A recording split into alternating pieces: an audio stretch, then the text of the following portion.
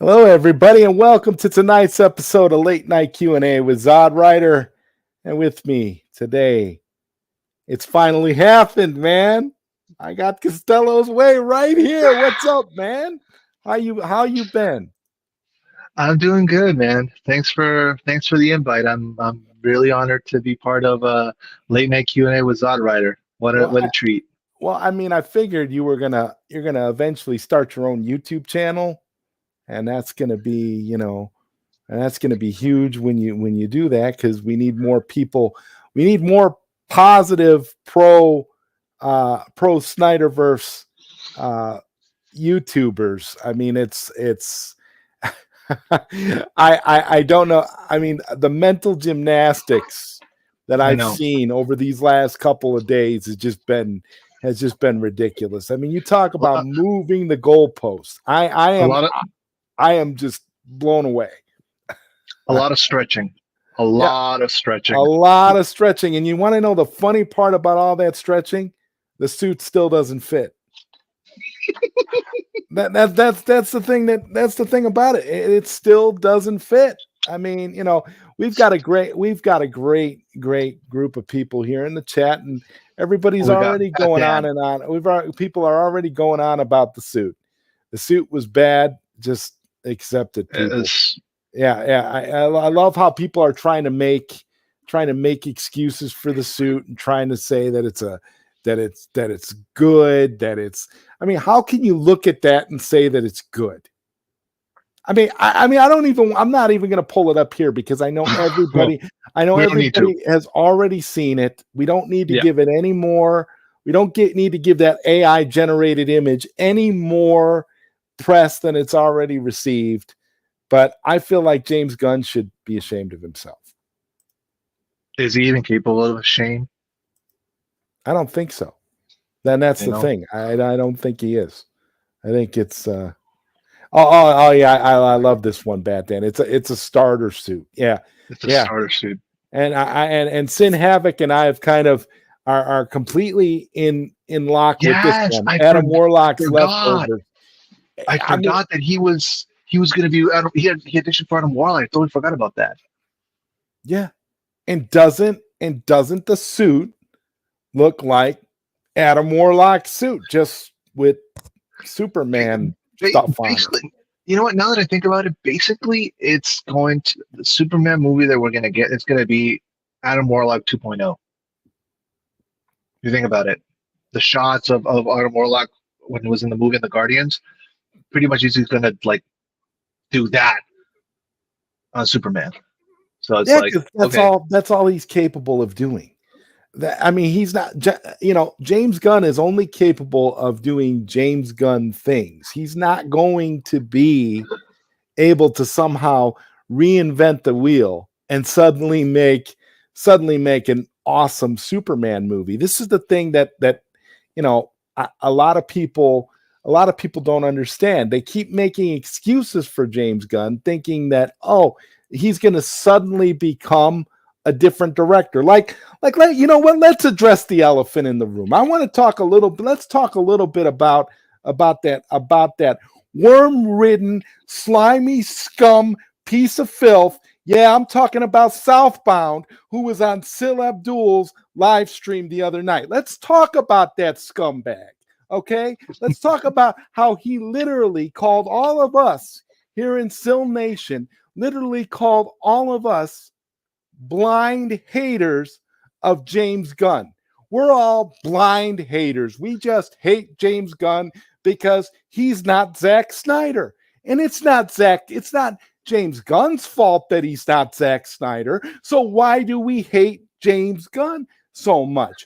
It's not James Gunn. James Gunn didn't do anything. James Gunn's just trying to make a movie. Are these people living under a rock, Costello? I mean, I you know. really want to know. So first of all, for the record, I was not a James. Right now, I hate James Gunn.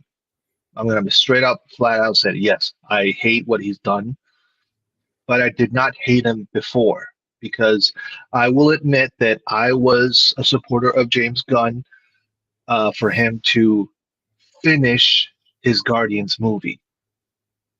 And it's funny that he got the opportunity to finish his baby, but he cannot extend the same olive branch to Zack Snyder. Even though maybe it's not James Gunn's call, but one phone call to his boss, that would do a lot. Say, hey, you know what?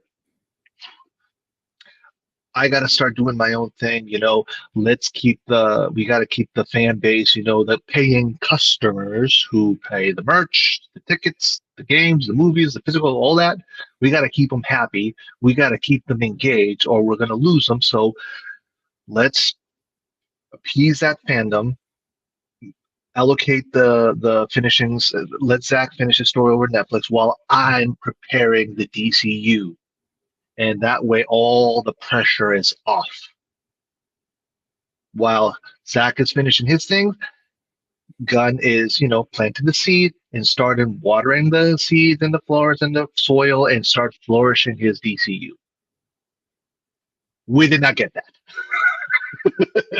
We did not get that. I'm sitting here and I'm getting a nice rosy picture of everything that you're describing, and I'm literally seeing flowers and seeing rainbows and just seeing people out having a good time in the park and celebrating and painting their faces with the Superman emblem and wearing Henry Cavill t-shirts. But no, you're right. That's not what's happening. That's not what we're getting. That's not the route that James Gunn took. But James Gunn's defenders will bend over backwards to excuse him of everything. They don't. This is the thing. What I've noticed about people that defend James Gunn, they don't pay attention to anything. James Gunn's history doesn't matter. It doesn't matter what James Gunn says. It doesn't matter what James Gunn does. It doesn't matter how James Gunn backstabs people. It doesn't matter how many times James Gunn lies. None of that matters as long as they're getting their trashy MCU version of Superman that they're not even going to pay to go see, Costello. This is the worst part. That irritates me the most. They're not going to support it. They're not going to go see it. They're going to sail the 7 seas to watch it, or they're going to watch it when it comes on a streaming service that their mom or grandma has. They're not gonna support. That's the thing about James Gunn's fan base. They're even gonna download it through torrent. They're not even going to make the effort to pay on demand for digital. Not even that. No, they're just going to download through torrent. Oh, we'll see it for free. Oh, great! That's a good way to support your Messiah. But they'll talk about how great his movies are, but the money factor doesn't reflect the fan base. It doesn't reflect the fan base. You can be a fan of something all you want to, but if you never support it financially, you're not helping at all. You can go on Twitter and crow all you want and create all the bot accounts that you want. But if you don't support the material financially, you are wasting. You're not counted. You're not counted at all. This is why I don't understand why why WB didn't restore the Snyderverse. This is my big gripe with that, because they knew that there was money on the table and they just left the money. They're a business first and foremost, Costello. It's all about money. Money is king. Money's the only thing that matters to any of these people. So the reality is, you would think, well, gee, are we going to make more money if we do a Man of Steel 2 with Henry Cavill, or are we going to make more money if we do a no-name Superman with James Gunn? Well, gee, I mean, obviously, nobody went to see that Suicide Squad movie, which James Gunn fans still make excuses for to this day. They blamed it on the pandemic. You have, the movie is in the bargain bin, Blu-ray bin at Walmart. It's been there for over a year now. Nobody buys that movie. The numbers for all of James Gunn's DC stuff are mid-tier to low. Nothing is great. Nothing is awesome. Nothing is great. But they'll tell you that it is. They'll tell you it's wonderful. but they don't matter because they're not paying customers. They're just scumbags like he is who support him because he reminds them of themselves, and birds of a feather flock together. That's a good way to put it. I like that analogy. um, it's it's gotten to a point that like we we see it with a, I mean, they like he lies with a straight face. Like, who are you fucking kidding?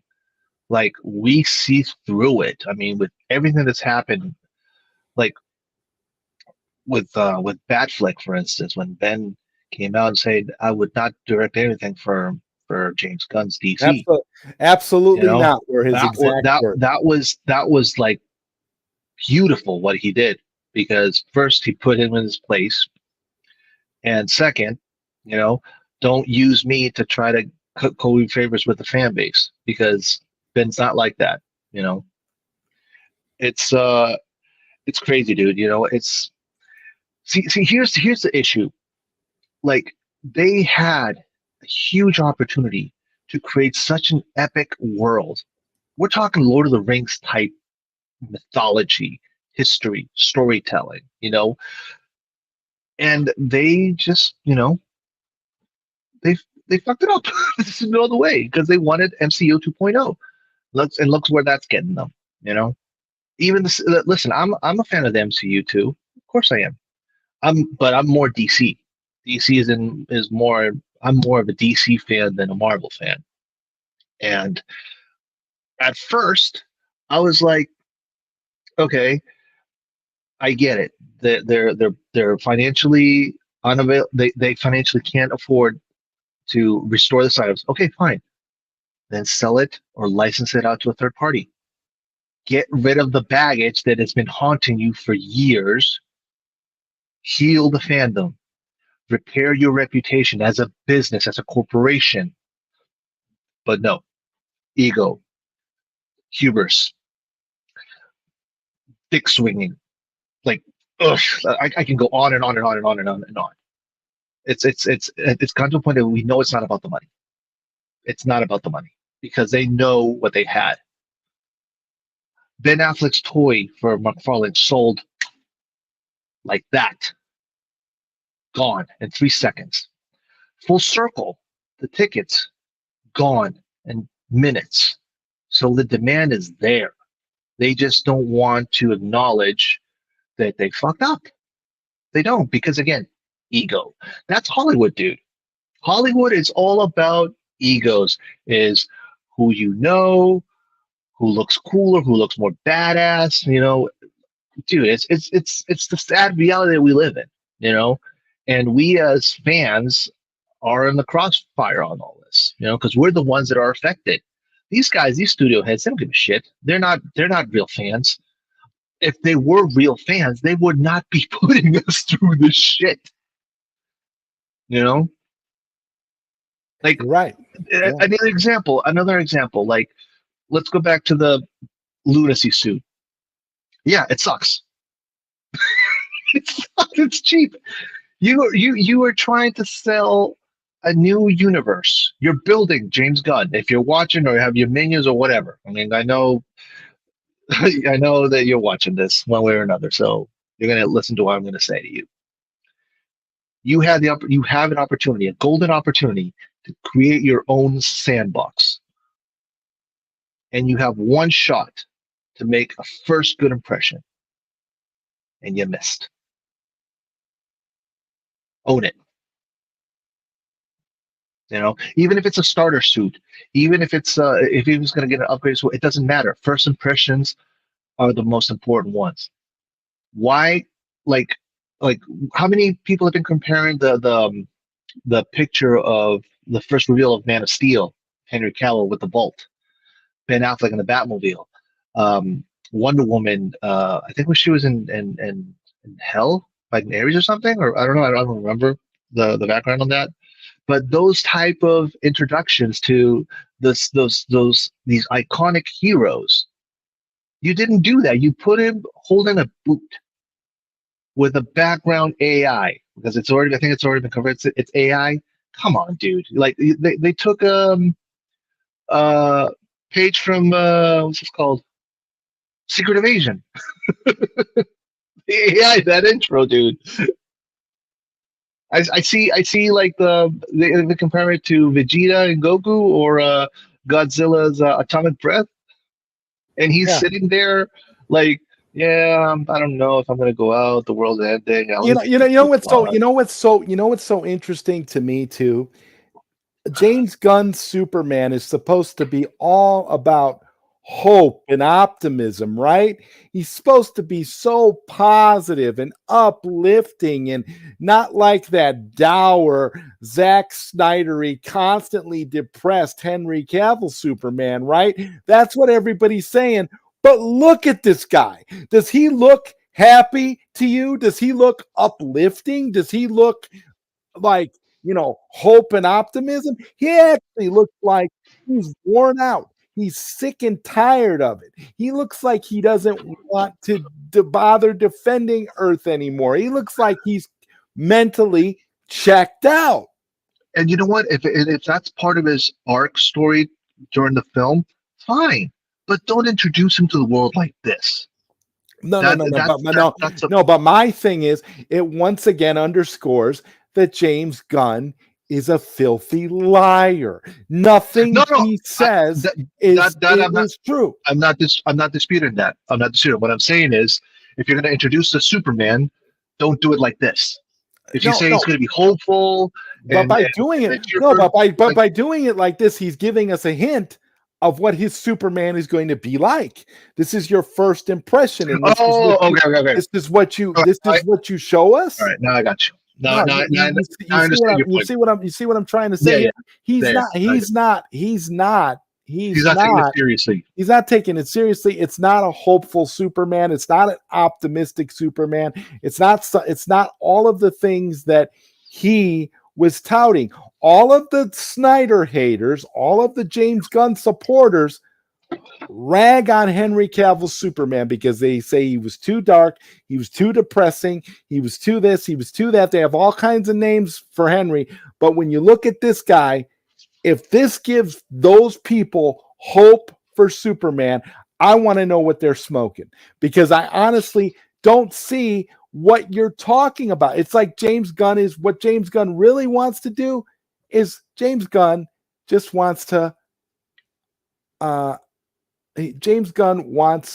out Snyder because James Gunn has an ego and he thinks that he can do a dour Superman better than Henry Cavill and Zack Snyder. That's what this is about. This is about one-upping Zack Snyder. That's what this image is about. This is not how we see Henry Cavill. This is not how we see Henry Cavill's Superman. This is how James Gunn sees Zack Snyder's Superman. So James Gunn is saying, I can out Snyder by giving you a more dour, depressed, and just fed up Superman. He's fed up with the world. He's fed up with protecting humanity. This is what you're getting.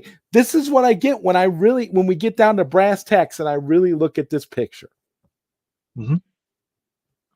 I don't see anything in here that's going to get me hyped and it's going to make me say, oh yeah, no, Henry Cavill, he had to replace Henry Cavill. There's no way Henry Cavill could have played this role.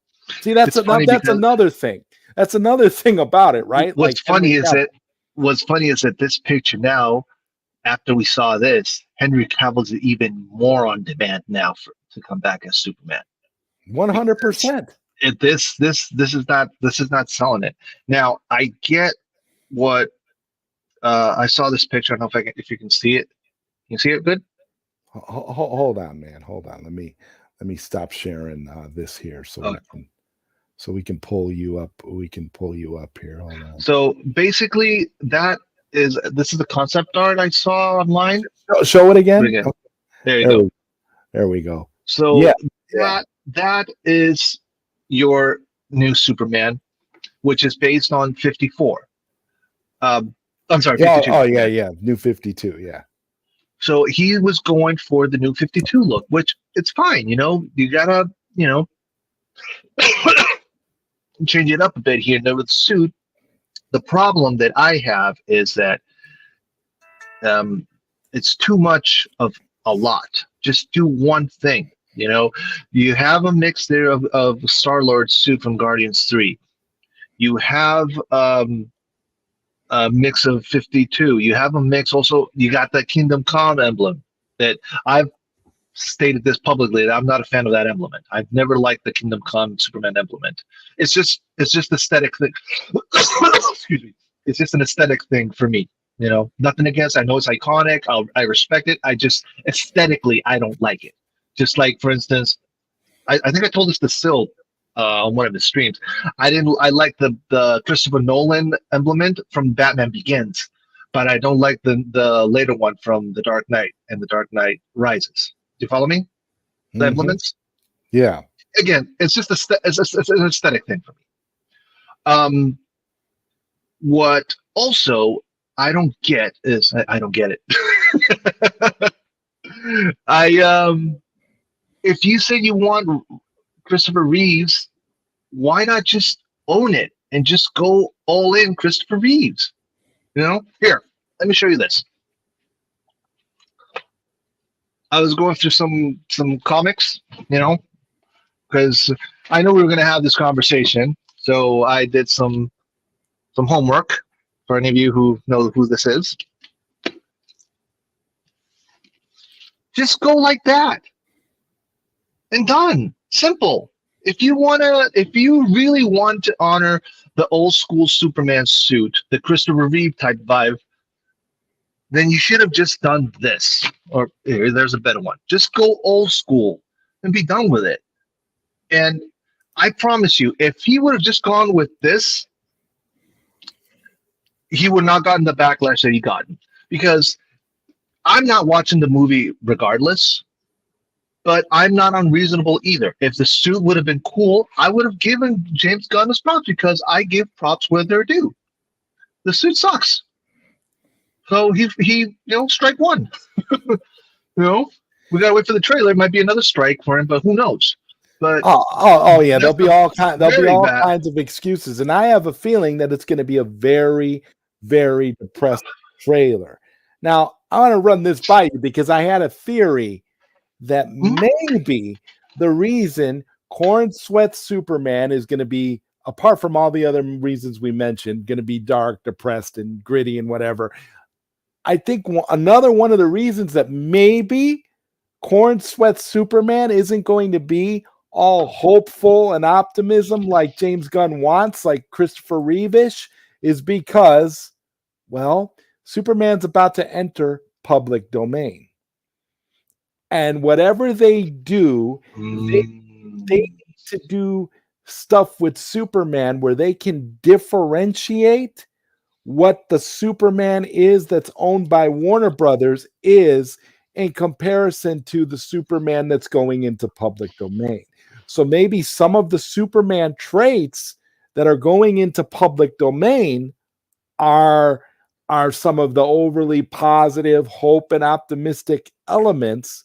And James Gunn has to do something slightly different because of the public domain. And you're going to have a lot of people popping up with their own Superman films and stuff. As soon as it goes into public domain, there'll be all kinds of stuff coming out. But my thing is, yeah, I think James Gunn shot himself in the foot. We already knew this movie wasn't going to be good. And we've said this over and over that you only get one time to make a first shot. Yeah. That's it. And this is what the image that he chose to go with. So this is going to set the tone moving forward. I don't care if we get a trailer and this trailer is the greatest trailer in cinematic history. It doesn't matter. You've already shot your load. You gave us the worst possible image that you could have to put your Superman out there. So therefore, now any hype levels, there's basically nowhere left to go for James Gunn but up. And maybe that could be part of his strategy now, like to get everybody's expectations literally in the toilet, so that he doesn't have to go so far to get praise. I mean, Hmm. make it so, make the expectations like non-existent, so that literally anything he does will be considered okay. Because it's just like Charles Austin was saying up here earlier. Suddenly, Gun Superman Murtaugh. doesn't need to be profitable. Here, the DC shareholders, your investment into Superman doesn't need to give you a profitable return. How do you feel about that? Yeah, it doesn't need to be profitable. You know who said that? You know who said that? The Lots same of a people. hole who dressed up as Peacemaker in his podcast. Mm-hmm. Mr. Campia said it doesn't need to be profitable. It just needs to make a good impression. Obviously, he's trying to cover Guns behind. Yeah, he's in the You know, same, he's in the same, Um, he's in the and same another funny club. So yeah. Mm-hmm. now another thing also that came to my mind the other day. I read out of curiosity. I read Woman of Tomorrow, the Supergirl, the novel, and I get now why he wants to do that. Now I understand. It's going to be Guardians of the Galaxy, but Supergirl going planet to planet. And some planets she'll have powers, and other ones she won't. And she might run into the green kryptonite sun or whatever. Spoiler alert if anyone has read it. And that's the type of vibe we're going to get. He's trying to recreate, he's trying to bring his Guardians of the Galaxy world to the DCU. That's why you're getting this type of thing now. And that's why, right, they're going to shoehorn Supergirl to production because, yeah, it's going to be the same type of, it's going to be another Guardians, but with females. And it's Nothing against all women, and but it's it's all leading to what I speculated about a long time ago, which is it's going to set up Marvel versus DC. The whole reason the, why you're getting this now is because now you want to have James Gunn do Superman. You want him to set up the DCU so that him and Kevin Feige could reunite for this big Marvel versus DC feature film. Maybe it'll be a trilogy. Maybe it'll be a one and done film. Who knows? All I know is this smells like the MCU. That fabric, that suit, everything about it, the it's color, the just, aesthetics, oh everything looks up to you. yeah. Absolutely. Like, I mean, somebody said the suit was very Captain America ish, yeah, yeah, but I I saw that think too. it's more like Adam Warlock's suit, like Sin Havoc pointed out. I think it's more of it Hmm. gives me more of an Adam Warlock leftover feeling. And Gunn has a lot to do with screwing over the fan base.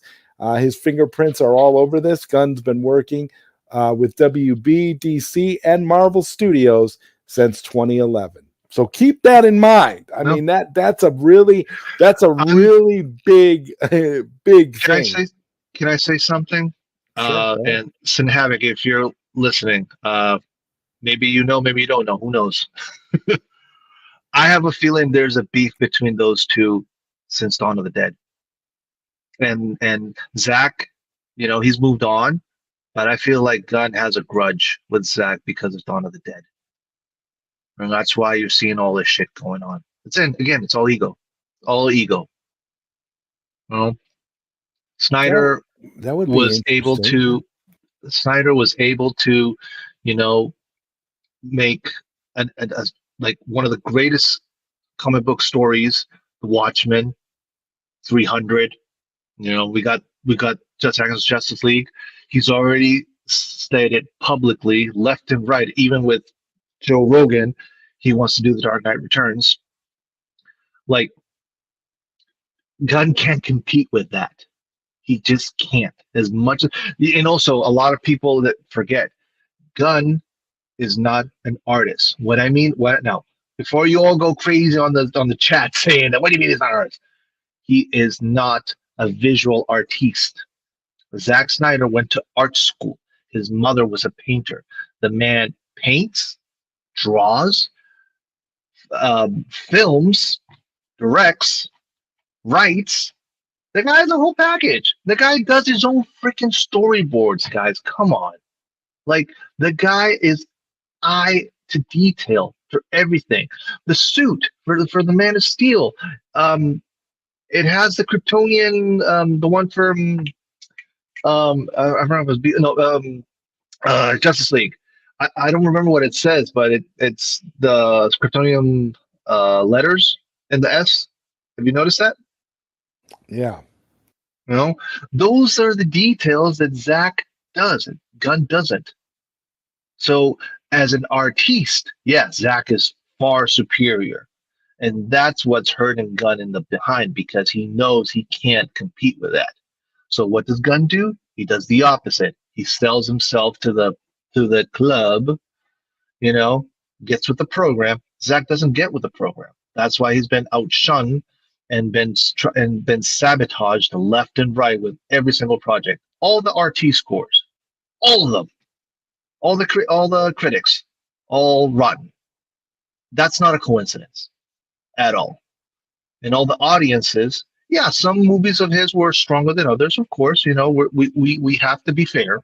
Okay, not every director, not every actor is going to have hit after hit after hit after hit. You know, hit, flop, flop, hit, flop, flop, hit. The other day, I was talking to this, I don't know who, but whatever. You know, when you talk to these anonymous accounts on Twitter, like telling me, like, okay, so Henry Cavill. So how is Henry Cavill winning? You know, how is his last two movies doing? How's Rebel Moon doing? Blah blah blah. I'm like, okay, first of all, uh, Argyle, yeah, okay, it was a bad movie. It has I don't remember the cinema score on it, but it was not good. Hey, flop, okay, no problem.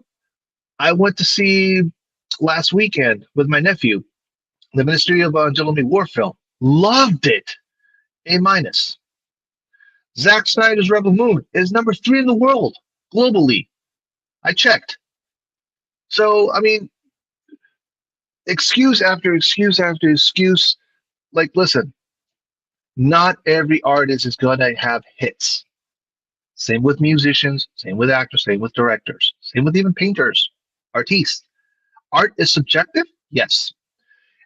And sometimes you hit, sometimes you miss. But if you miss more, if you miss all the time, flop, flop, flop, flop, flop, okay, then you suck. But if you have a hit, another hit, okay, one down, a hit. Ben Affleck has had hits and flops too as a director. Did that stop him? No, he got his ass up and kept going. You know, so that excuse and also now I am still waiting to see how they're going to blame us and Cavill and Snyder that it's our fault that the James Gunn suit sucks. I'm still waiting for that that one. Well, I mean, they'll find a way. That's what it is. And Raj, what's up, Raj? He says the suit was supposed to be the thing that got people excited for the movie. It just proves that Gunn is going to give us a dud. They screwed up. James Gunn said exactly that. He was looking at a more 78 Donner Superman. The suit doesn't say 78 Superman or hope and optimism. No, it doesn't. It doesn't say any of those things. And while, I know that it's not about money, but I think that if the studio was about money and the studio really wanted to make money, they would have restored the Snyderverse because that was where the money was. That would be still where the money would be. And again, of course, it's about ego, and they've made that very, very clear since the first clown table that it's about ego. It's about what we want. We don't care about the audience. We don't care about the fan base. They're chasing after an audience right now. It doesn't exist. Costello. It doesn't. It doesn't exist at all. They're chasing it. They want it, but they're never going to get it because they don't exist. Gunn does not have enough fans. There's not enough strength in James Gunn's camp alone to make his DCU a success. And I still don't believe. I don't want to say I think that there'll be enough curiosity with James Gunn's Superman that people might go see it, but I still think it might not outright flop, but it's going to definitely underperform. And it's definitely not going to be a very strong movie to launch an entire DC cinematic universe. And I know what they'll say.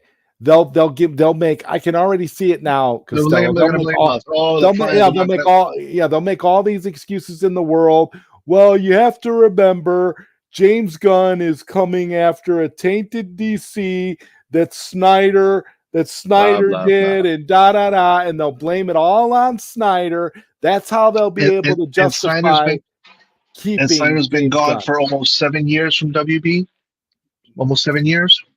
Well, Since I mean, 2017. he's So it's been like gone since 2017. Yeah, yeah. They'll blame. They'll figure out a way to blame it all on Snyder to be able to justify keeping James Gunn's DCU, even if Superman doesn't make any money.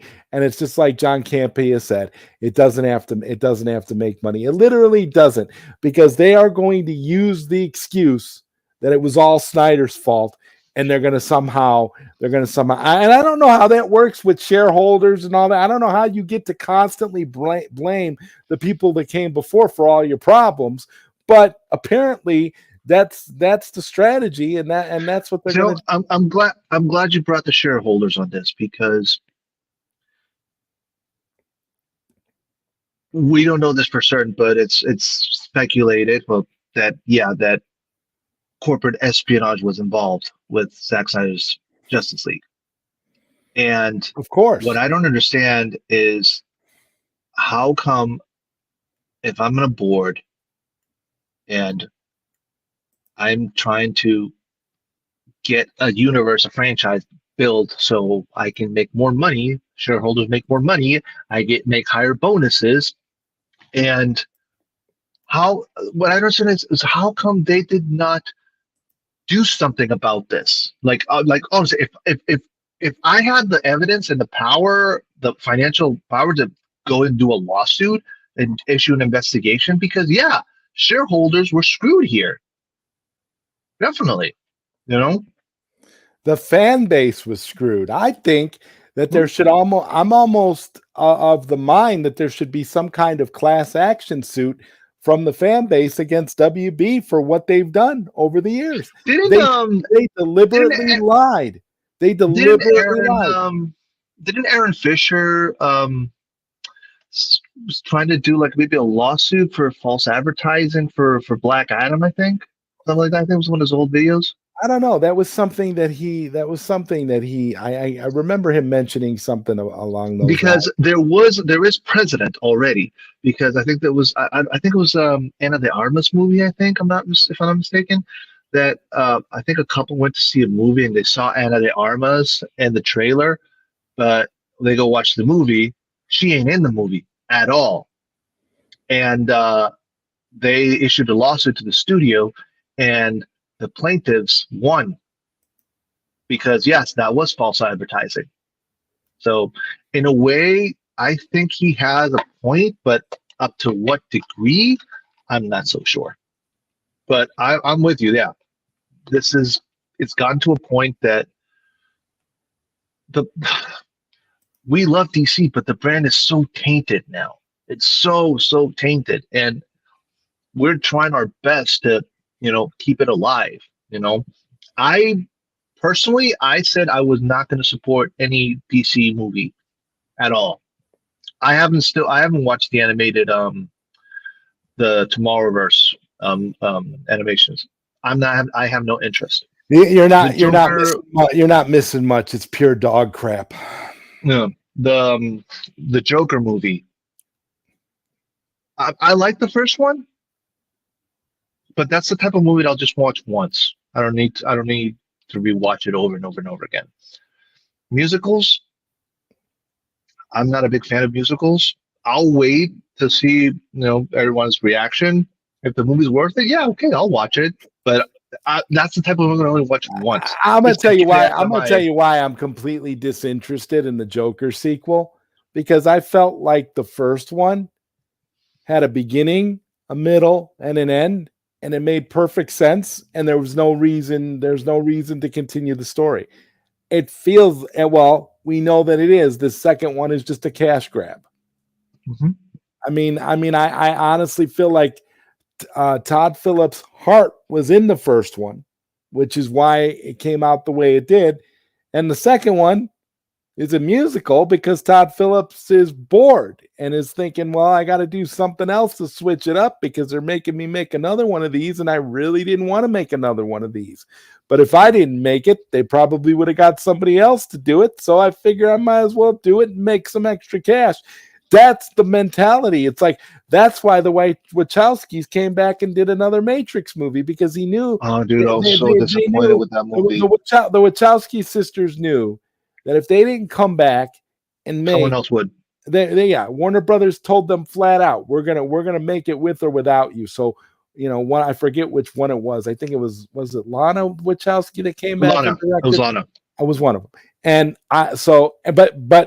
but apparently they're making another one, and this isn't gonna, and the Wachowskis are not, they might be involved as producers, but the Wachowskis are not directing the next one. But apparently they are making another Matrix. So And this it's I don't know, man. and this is where Zach shines once again. Thank you, Sam Havoc. Um, the Holy Grail is original IP. Let me repeat that. The Holy Grail right now is original IP. Yep. And that's the problem that these guys are having in Hollywood. They are mentally, morally, and creatively bankrupt.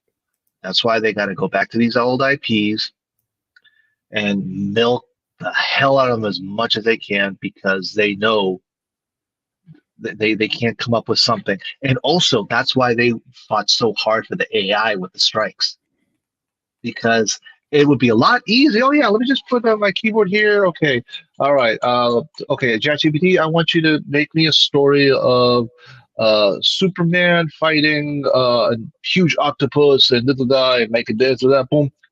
Okay, here's our script. Okay, good. Let's get a ghostwriter. Okay, fix it, make more sense. Done. Let's go. No, absolutely freaking not. That's why these guys are freaking out now, because they know they are they are fighting a battle that they cannot win. Creativity is in the mind. It's a human thing. A machine cannot create. I'm sorry. Let me rephrase that. A machine does not have imagination. Can it create? Yes, but it does not have imagination.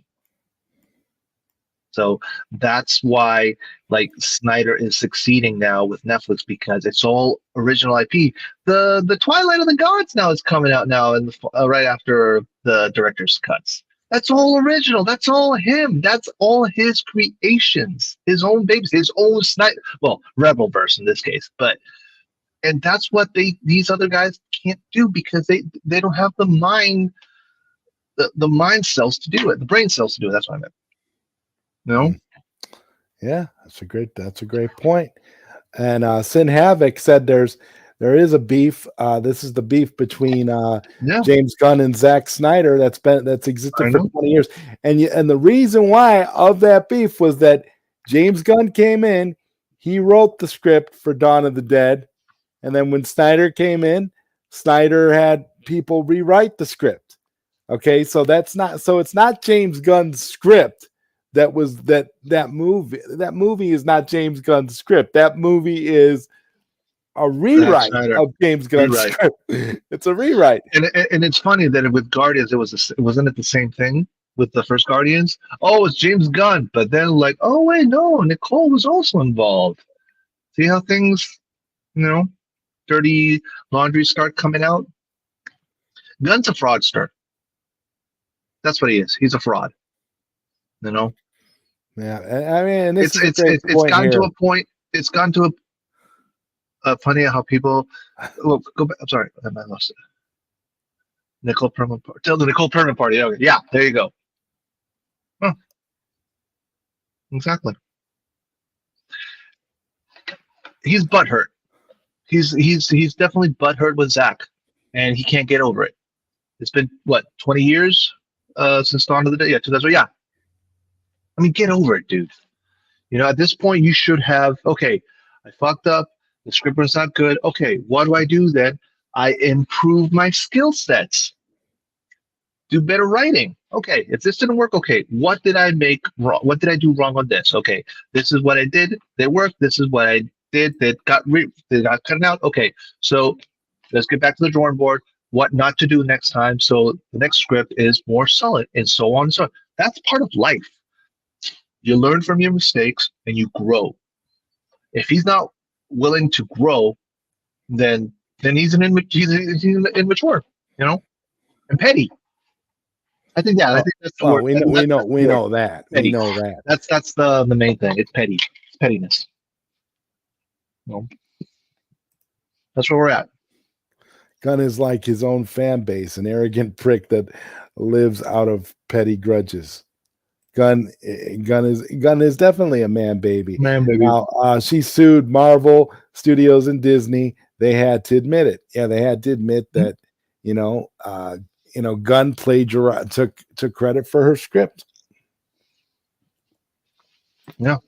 Frank, you mean Jody's Corner? Even Jody's Corner said that Gunn's Superman suit is trash. WBD is in big trouble. Yeah. Now, thanks, Frank, for reminding me. I love how these shills are eating amongst themselves like rats, because you can't control this narrative. You can't. They did such a bad impression that even Gunn's defenders are like, "What?" I love it. I'm enjoying it. I've all this whole week, I've enjoyed how that suit has gotten roasted. Now, one thing I want to say publicly right here, I'm going to ask if all of you in Still Nation and part of the Cell movement, I'm going to ask for you for one big favor. Do not go after Corn Sweat. He is not at fault of all the drama that's going on. He's just a guy that his cardinal sin was to take a job as the new Superman. That's all he did. He's got to pay bills. He's got to put a roof on top of him also, like all of us. It's not his fault that he's going through all this drama, and I feel bad for the guy. The suit sucks, but I feel bad for him because this is his big breakthrough. I think he's more like independent movies. This is his first big. I don't know. I think he would have been a star regardless because he's had quite a few little. He's had quite a few roles. But he's not mainstream. But he's not mainstream. This is supposed to be his mainstream gig.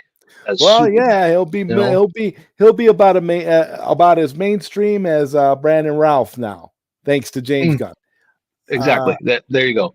So don't go after him, guys. Just don't. If you want to blame someone, blame his employer.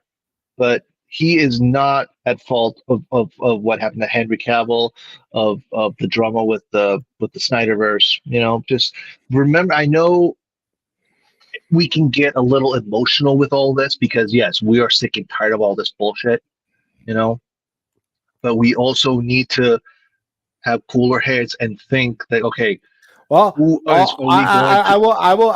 will say this to you about that though. As long as Corn Sweat doesn't come out and start talking trash about Henry Cavill. Yes. Because the moment Corn Sweat comes out and starts talking crap about Henry Cavill, all bets are off, because I can tell you that right now. If that happens, sorry. Well, Zachary Levi learned the hard way. And Corn Sweat, if you're watching this, or any of your agents or reps are watching this, learn from Zachary Levi's mistake. He trashed the Snyderverse. I love this comment by Batman. Maybe after Superman 2025, Zack Snyder can cast him in Rebel Moon. Exactly. That's perfect. See? Mhm. Oh God, that's yeah, What goes around comes around. that's the So yeah, perfect very, comment. very good nugget there. Yeah, as long as he respects the fandom and doesn't cross that line, absolutely, I agree with him. I mean, because I think I mean, why not? He could play a slightly younger Henry Cavill or a brother to Henry Cavill's Rebel Moon Hmm. character.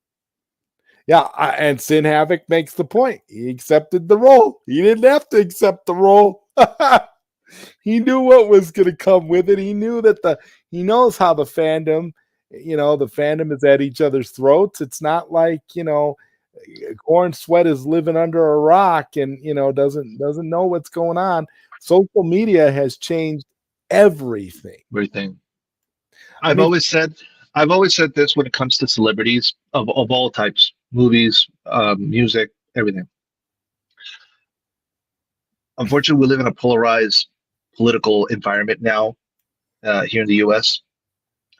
and a lot of like celebrity actors, that we admired as kids growing up, and then when it gets too oh yeah, that's political, right, Michael. You're right. I do remember that in an article when Corn Sweat said that Cavill's Superman was too dark. Yeah, he did say that. He said I that don't he, remember that one. yeah, it's in an article where he was interviewed, and he said that he liked Henry's portrayal, but that Henry's Superman was too dark. Yep. I'm gonna have Mm-hmm. to look that up. Yep. Well, either way, like I can like if he said that, fine, I'll let that one slide. But from now on, now that you are filming the movie, now that you're wearing the suit, you're wearing the S, you know, watch your fucking tongue. Basically, that's what I'm telling you, David. Watch your tongue. Be smart. Uh, Because again, social media is a very, very nasty place, and that's why going back to my original point is I don't care about your political ideology, your religion, your culture. I don't care all that. However, you have a fan base that is part of all that political religion ideology, et cetera, and if you start spilling your own stuff, even if I agree with it or not, it's best to not mix it. You're an artist, use social media as a tool to promote your work, not your beliefs, your political ideology, et cetera, et cetera. I'll give you another example. Charlie Hunnam, my Green Arrow to be, he doesn't have social media. And you know why? Because of the exact thing I just told you. He does not use social media at all because he does not want his work to be tainted with social issues here and there. yeah. Henry Cavill, he only uses his Instagram to promote his stuff. That's it. You don't see him like doing filter here or I'm going to cafe, this and that, like other stuff. No, keep it simple towards work, and you'll be good. Kevin Sorbo, remember Kevin Sorbo, the Hercules for the TV show? Yeah. What about him? So him, for instance, you know, he got too politically involved, and now he got shunned from Hollywood.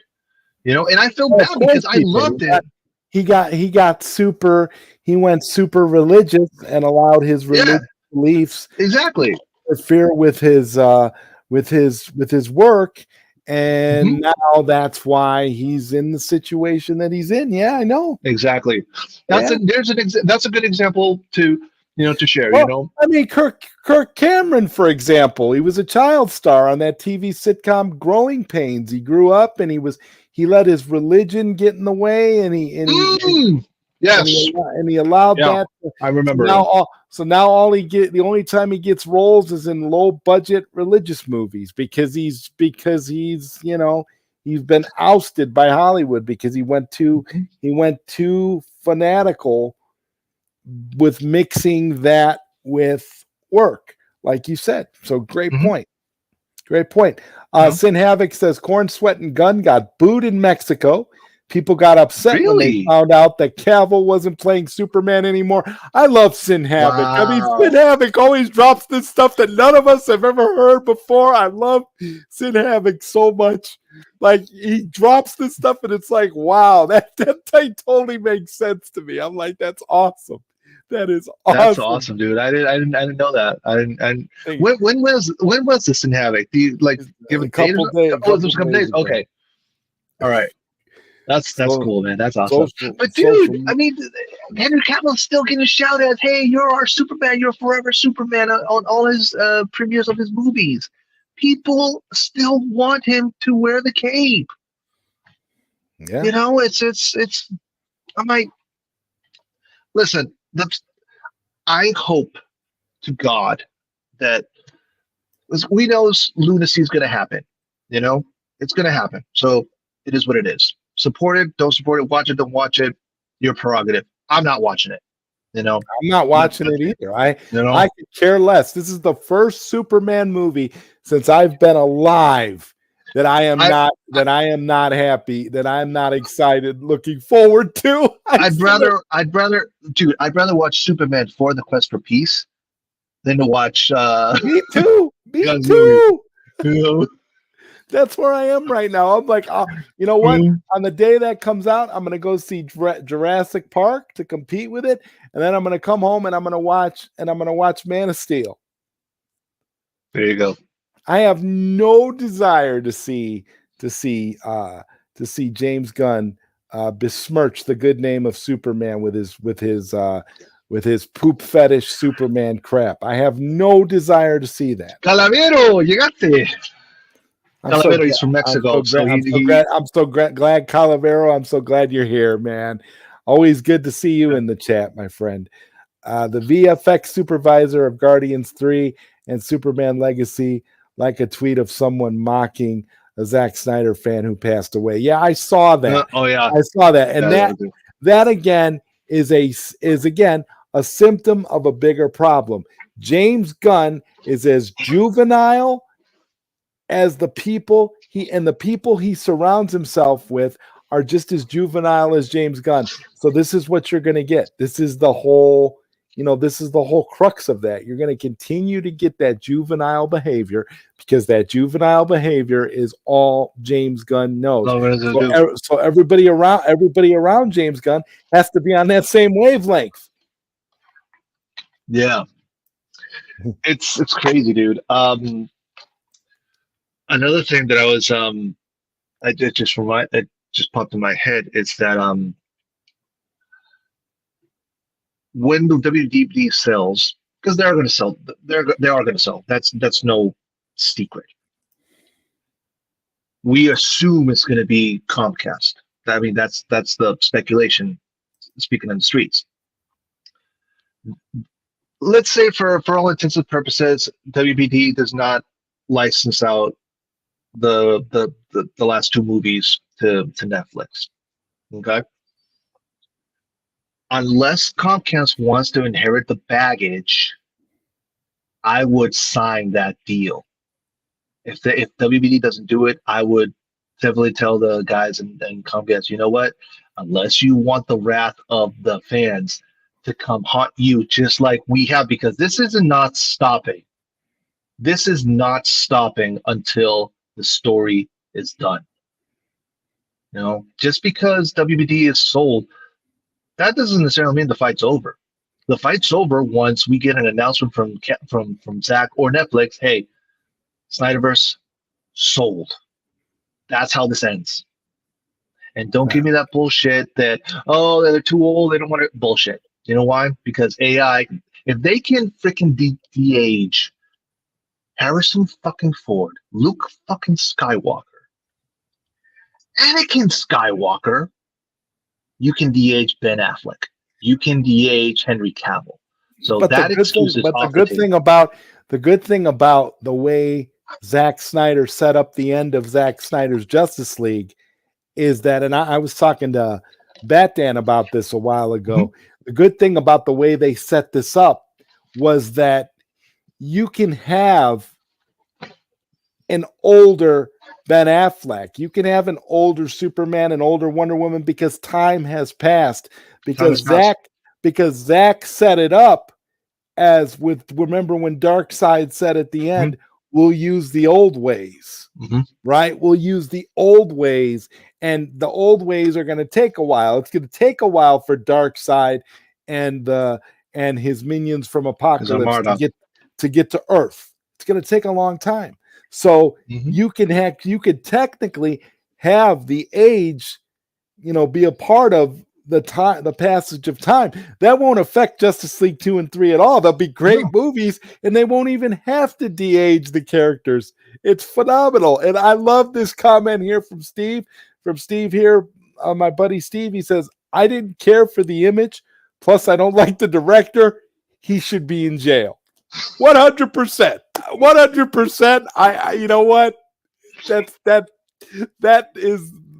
is great. That is. I'm not disputing that. I'm not arguing with that at all. That is the best way to describe the guy, and it's the kindest way you can say it. He should be in jail. Period. Like Gunn's career, if this Superman lunacy doesn't hit, his career is over. No, but remember, he's part of that club. He's part of that funny club. So they're going to make excuses for him and keep propping him up. They are. He fails upward. That's what he does. But here's the thing, also, Zod. A lot of shit is getting revealed this year. I think P. Diddy is just the beginning. Yeah. Word on the street is Jay-Z's next. And all the dominoes, I would not be surprised if Gunn is also in that little club.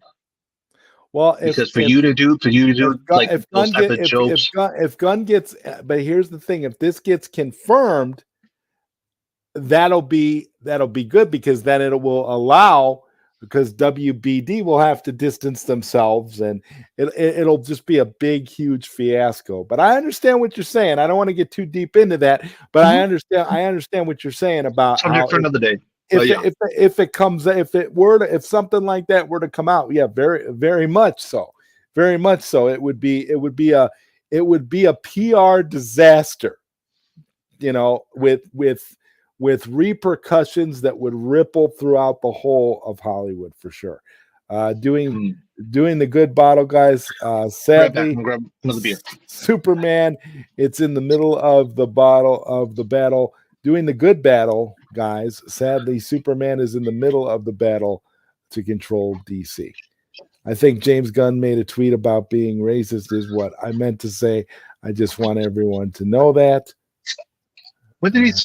Was that one of his old tweets, or is that new? I don't know. Gun writers are toxic and racist. They claim Snyder fans are all right. Conservatives or Indians. I know. I love that. I think that's so funny that they consider all the Snyder fans to be all right. They even said that. They even said, I think once, that, hey, Zach's a right winger. I'm like, no, he's not.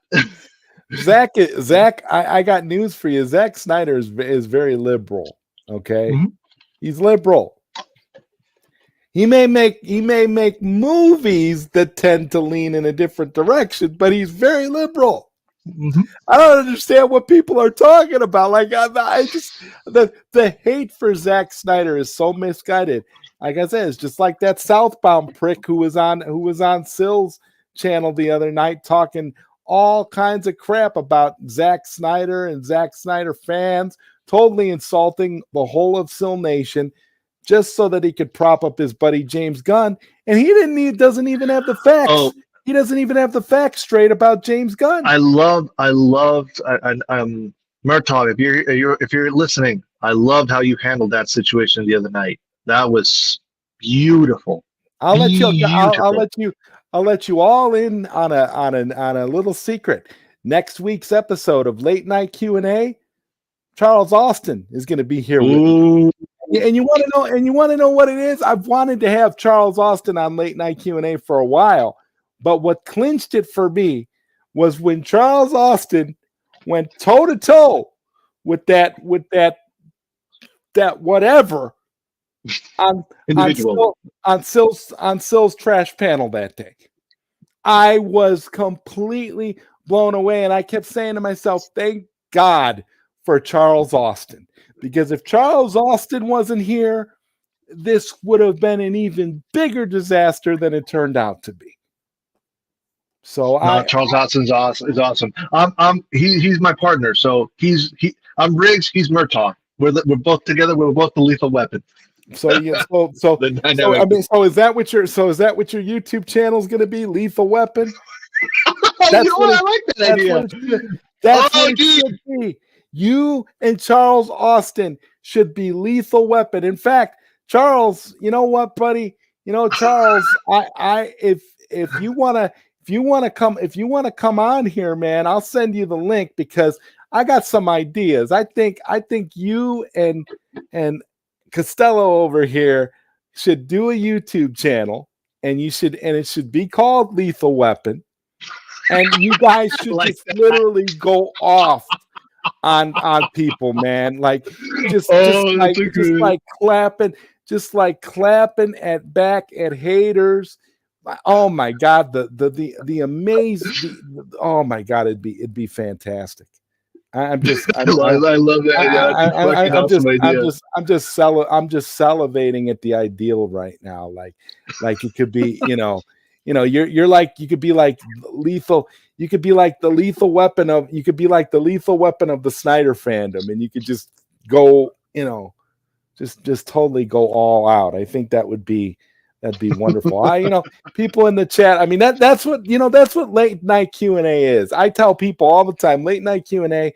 Me and Bat Dan talk a lot, and I tell Bat Dan, late night Q&A, and I think he was actually the first person to say something like this. He's like, I can almost consider all your late night Q&As to kind of be like backdoor pilots and stuff. And I just like the idea of late night Q&A being something that generates ideas and stuff. So yeah, I think it should be. You guys already call each other Riggs and Murtaugh. You might as well go full Lethal Weapon and take YouTube by storm. Oh my God! Everyone needs to focus on the Zack Snyder IP. In my opinion, that is the quintessential for Cell to succeed. Well, what he said. I've said it before, and I'll say it again. When Zack Snyder wrote #Snyderverse sell it on Skywalker the Jedi's poster at Full Circle, I don't know why that wasn't the hashtag. I honestly feel like that hashtag, that was Zack literally from the heavens gifting you a hashtag, telling you what would work. There's a reason why when you do all we got all these t-shirts for the Sell campaign. It's fun on all these t-shirts. You can't put hashtag Sell Snyderverse to Netflix, but if you would have used Zack's hashtag, you could have said hashtag Snyderverse sell it, and you could have had it all over all your t-shirts, and that would have been the hashtag that everybody was using. So I'll never understand how that didn't happen, because I think that was Zack's way of saying, I got something for you. Here you go. Use this. And that's always baffled me. But hey, I digress. All I'm saying is Lethal Weapon, guys. Lethal Weapon of the Snyderverse fandom. I think it would work. You could call it Snyderverse.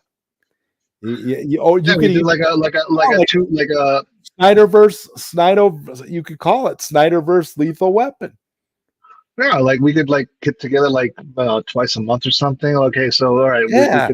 What like we rant and talk about the news of the past 2 weeks here and there, Yeah, I like that, dude. Like Charles, I like the idea. Like that'd be cool. That'd be fun. Yeah, he and I we would go off hard.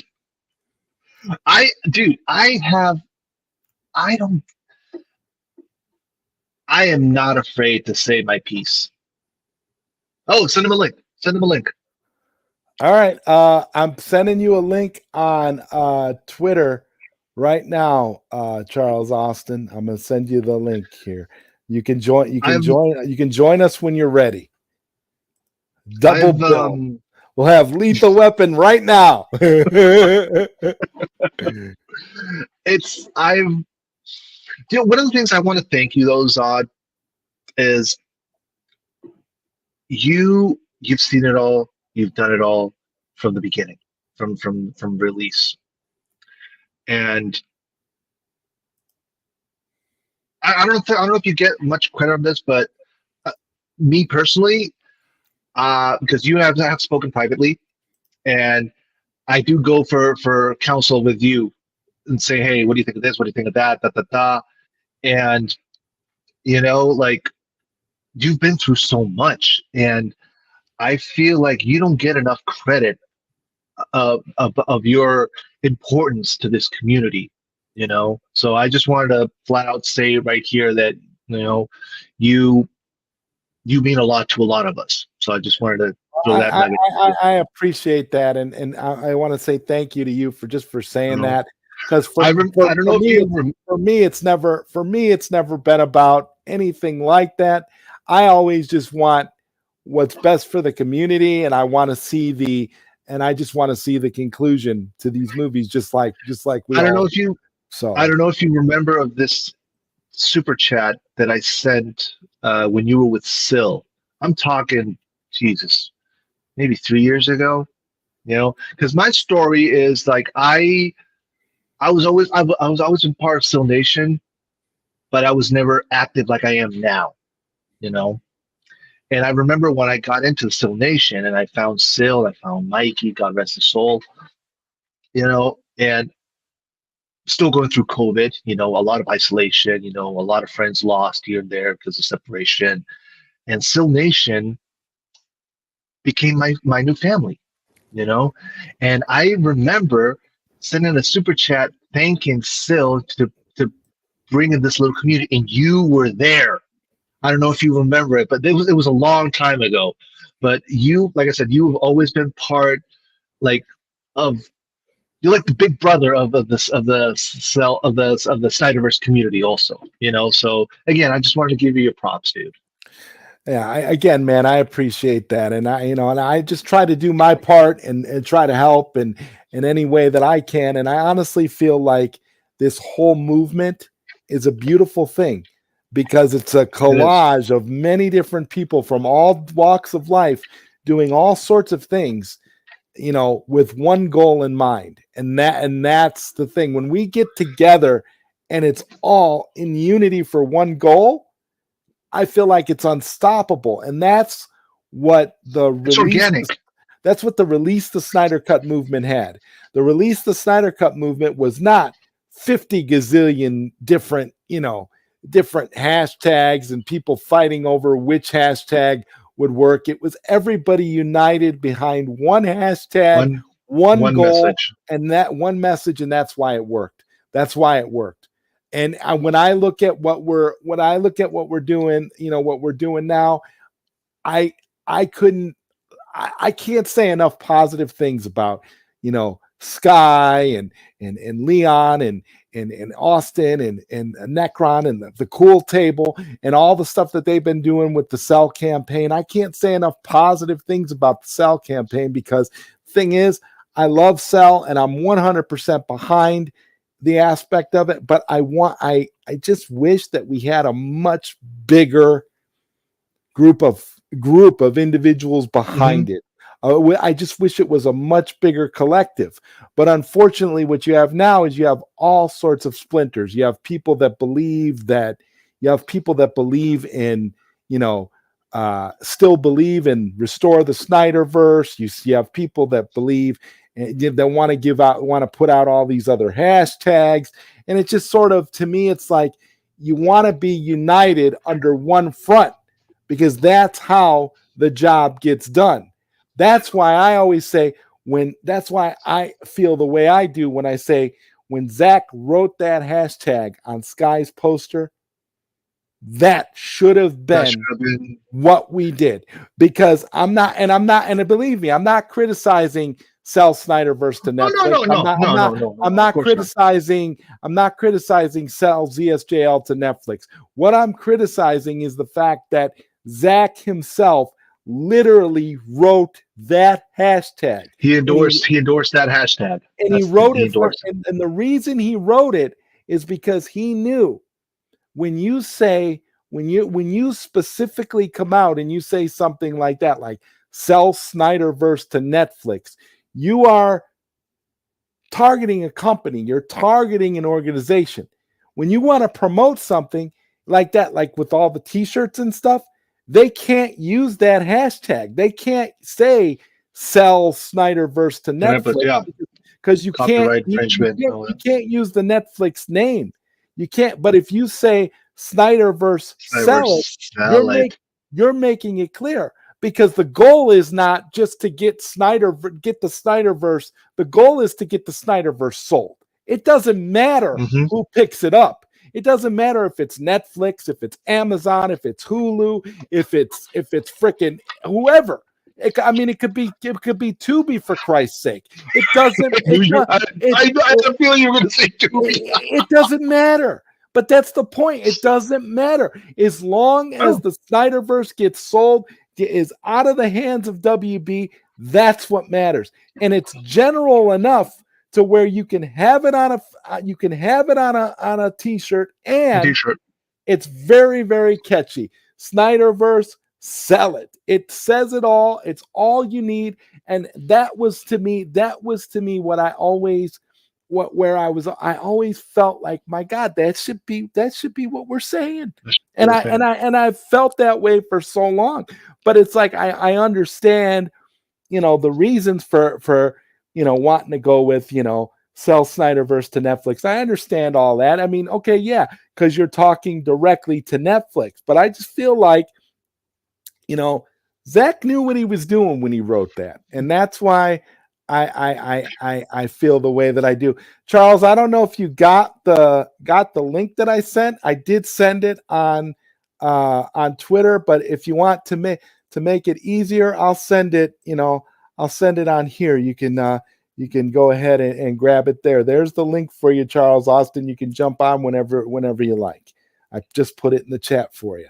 But no, I mean, this is, and again, like I said, this is not, at all, anything against the Cell campaign as it stands. But I just feel like, I think maybe because Zach wrote that himself, I think that would have caught fire, and that would have brought a lot more people to the table. Just my opinion, though. No. I totally understandable. One thing that I also like about our little community is that we actually have a leader who's not about ego, who's not about clout, who's not about, hey, Charles. He's not about fame or anything. He's just a fan like us. He wants the story finished, and he tried for the day with the 3-year anniversary of the Snyderverse. Let's all, truce. Let's all celebrate. One hashtag to, get everybody rallied. I didn't hear anything from the other side for that. So that tells me that Skywalker he's actually a general, and I've said this to him publicly and privately, like, dude, what you did showed courage, leadership, and humility, Absolutely. 100%. What's up, Charles? Hey, not much. Can you guys hear me? Yeah. All right. Yeah, your TV's a little loud, but we can hear you. Oh, I'm gonna switch rooms. Hang on. What? That better? Much better, man. What do you think of the idea, huh? Lethal Weapon. You and Costello. I think that is a fantastic idea. And Sin Havoc actually had the perfect name. He called it the Lethal Weapon Podcast. But since it's DC related, I would add DC into it. So it would be something like the Lethal Weapon DC Podcast. Yeah, that works. I'm gonna write that down before I forget. Lethal Weapon. I think you got DC Podcast. I think you guys should do that 100%. I think you guys should do it. Dude, and I even got ideas. Look, while you guys were talking about it, I was sitting here thinking about ideas.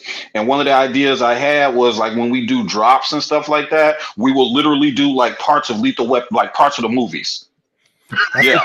yeah, like a couple here, like the part where Riggs is like wigging out. He's doing his thing exactly. With his Got, all crazy, and I'm getting too old for this shit. Perfect. Yes. All that. See, guys. This is what I'm talking about. You guys. I mean, and you guys, the channel would blow up. It'd be huge.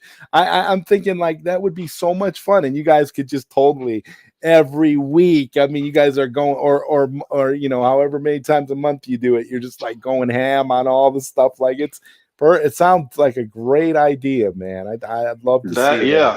Yeah, that sounds like an awesome idea, dude. Yeah, we're going to get together, brother. Most definitely. Yeah, we'll talk about that.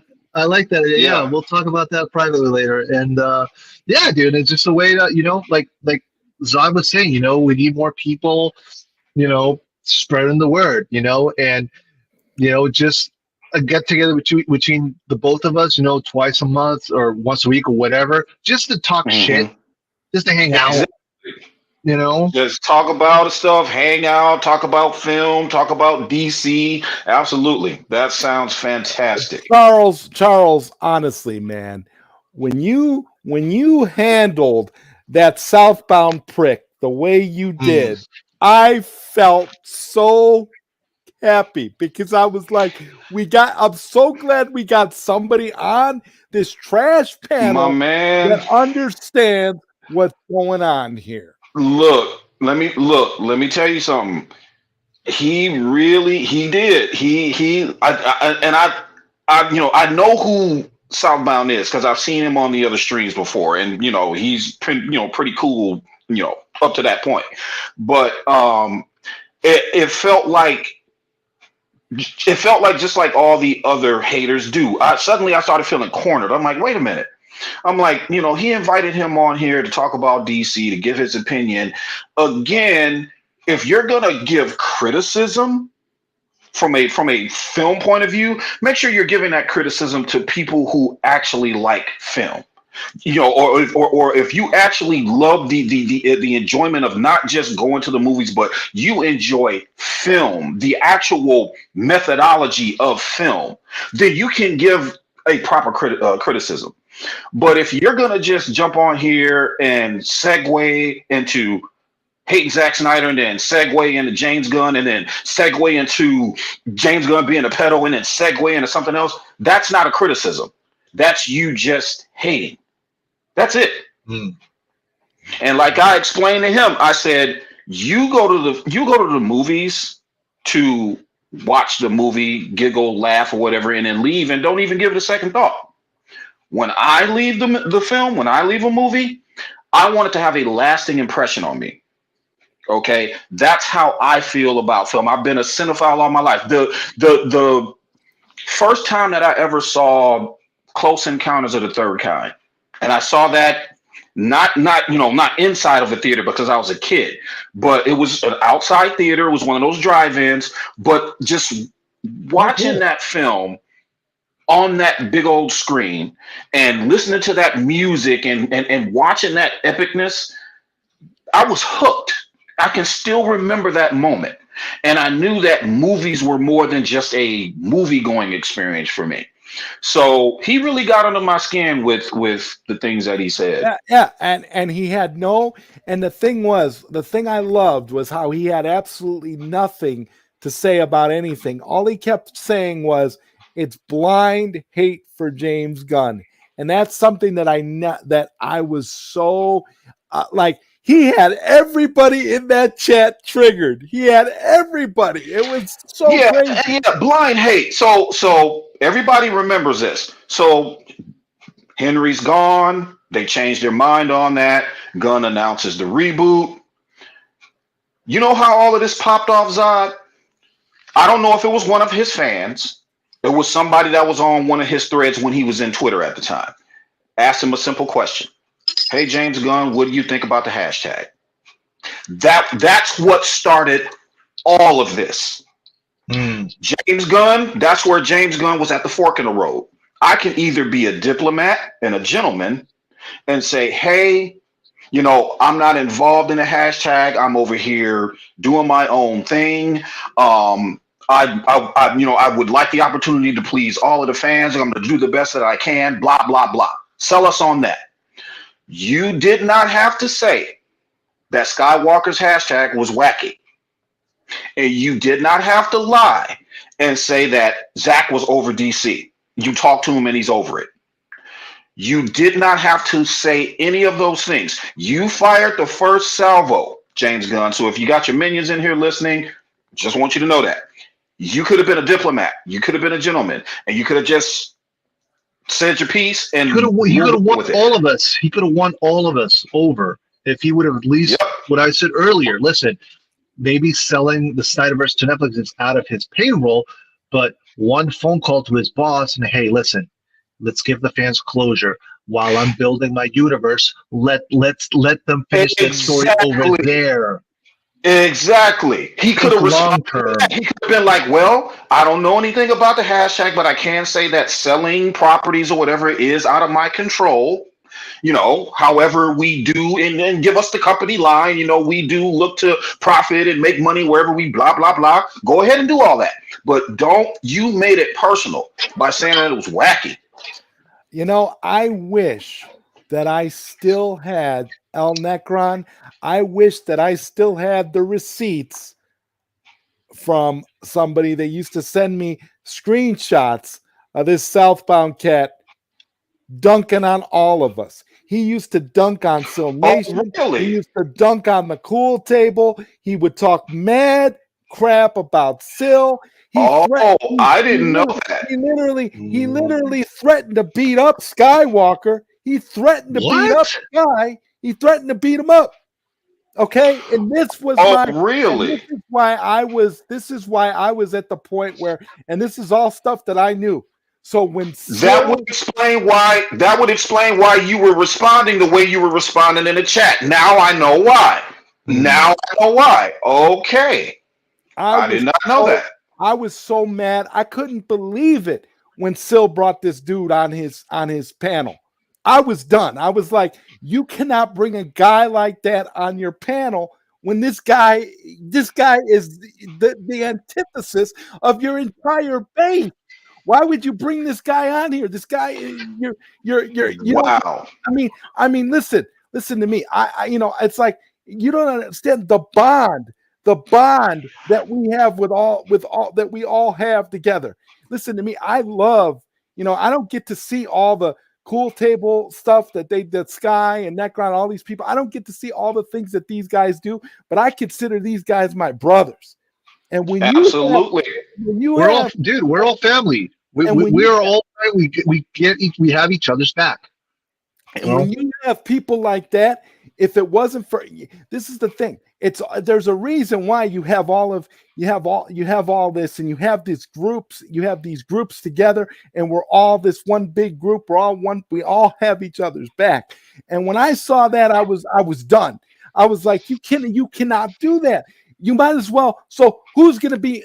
So my thought was, who's going to be on next week? Matt Jarbo, is he going to be on next week? And yeah, I'll name drop him because I was mad. I was so upset. Like, that really bothered me. Yeah, he was. I was looking at the chat, man, and I was like, oh shit. I was like, Zod is going off, man. But now I know why you're actually going off. I didn't know this dude. I mean, like I said, I've seen him in the chats before, and he wasn't acting like that. He wasn't doing any dunking on anybody and all that other kind of stuff. He was just saying hi to everybody. You know why? Because Because he's two-faced. He ain't gonna dunk on. He he acts respectful when he goes into certain chats, but then he's also he's a big, he's on the other side.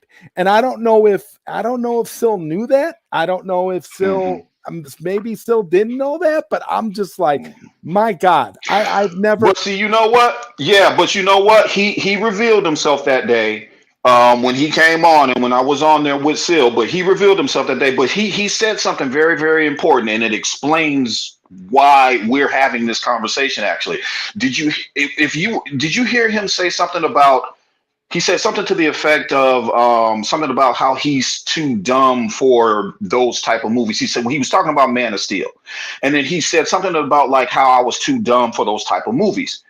That right there triggered something in me that said, of course, that is the reason why we're having this beef on the stream right now, because you don't see film the same way that more than 90% of all of these chats, your chat, Sil's chat, everybody's El Necron put together, at least more than 90% of us are not just DC fans, but we are Snyder fans. And then the rest that trickle in, they might like a little bit of Marvel or whatever. But then there's that 1 or 2% that sneaks in and talks crap, and or try to disguise it like they like everything, but they really don't. And he's one of them. 100%.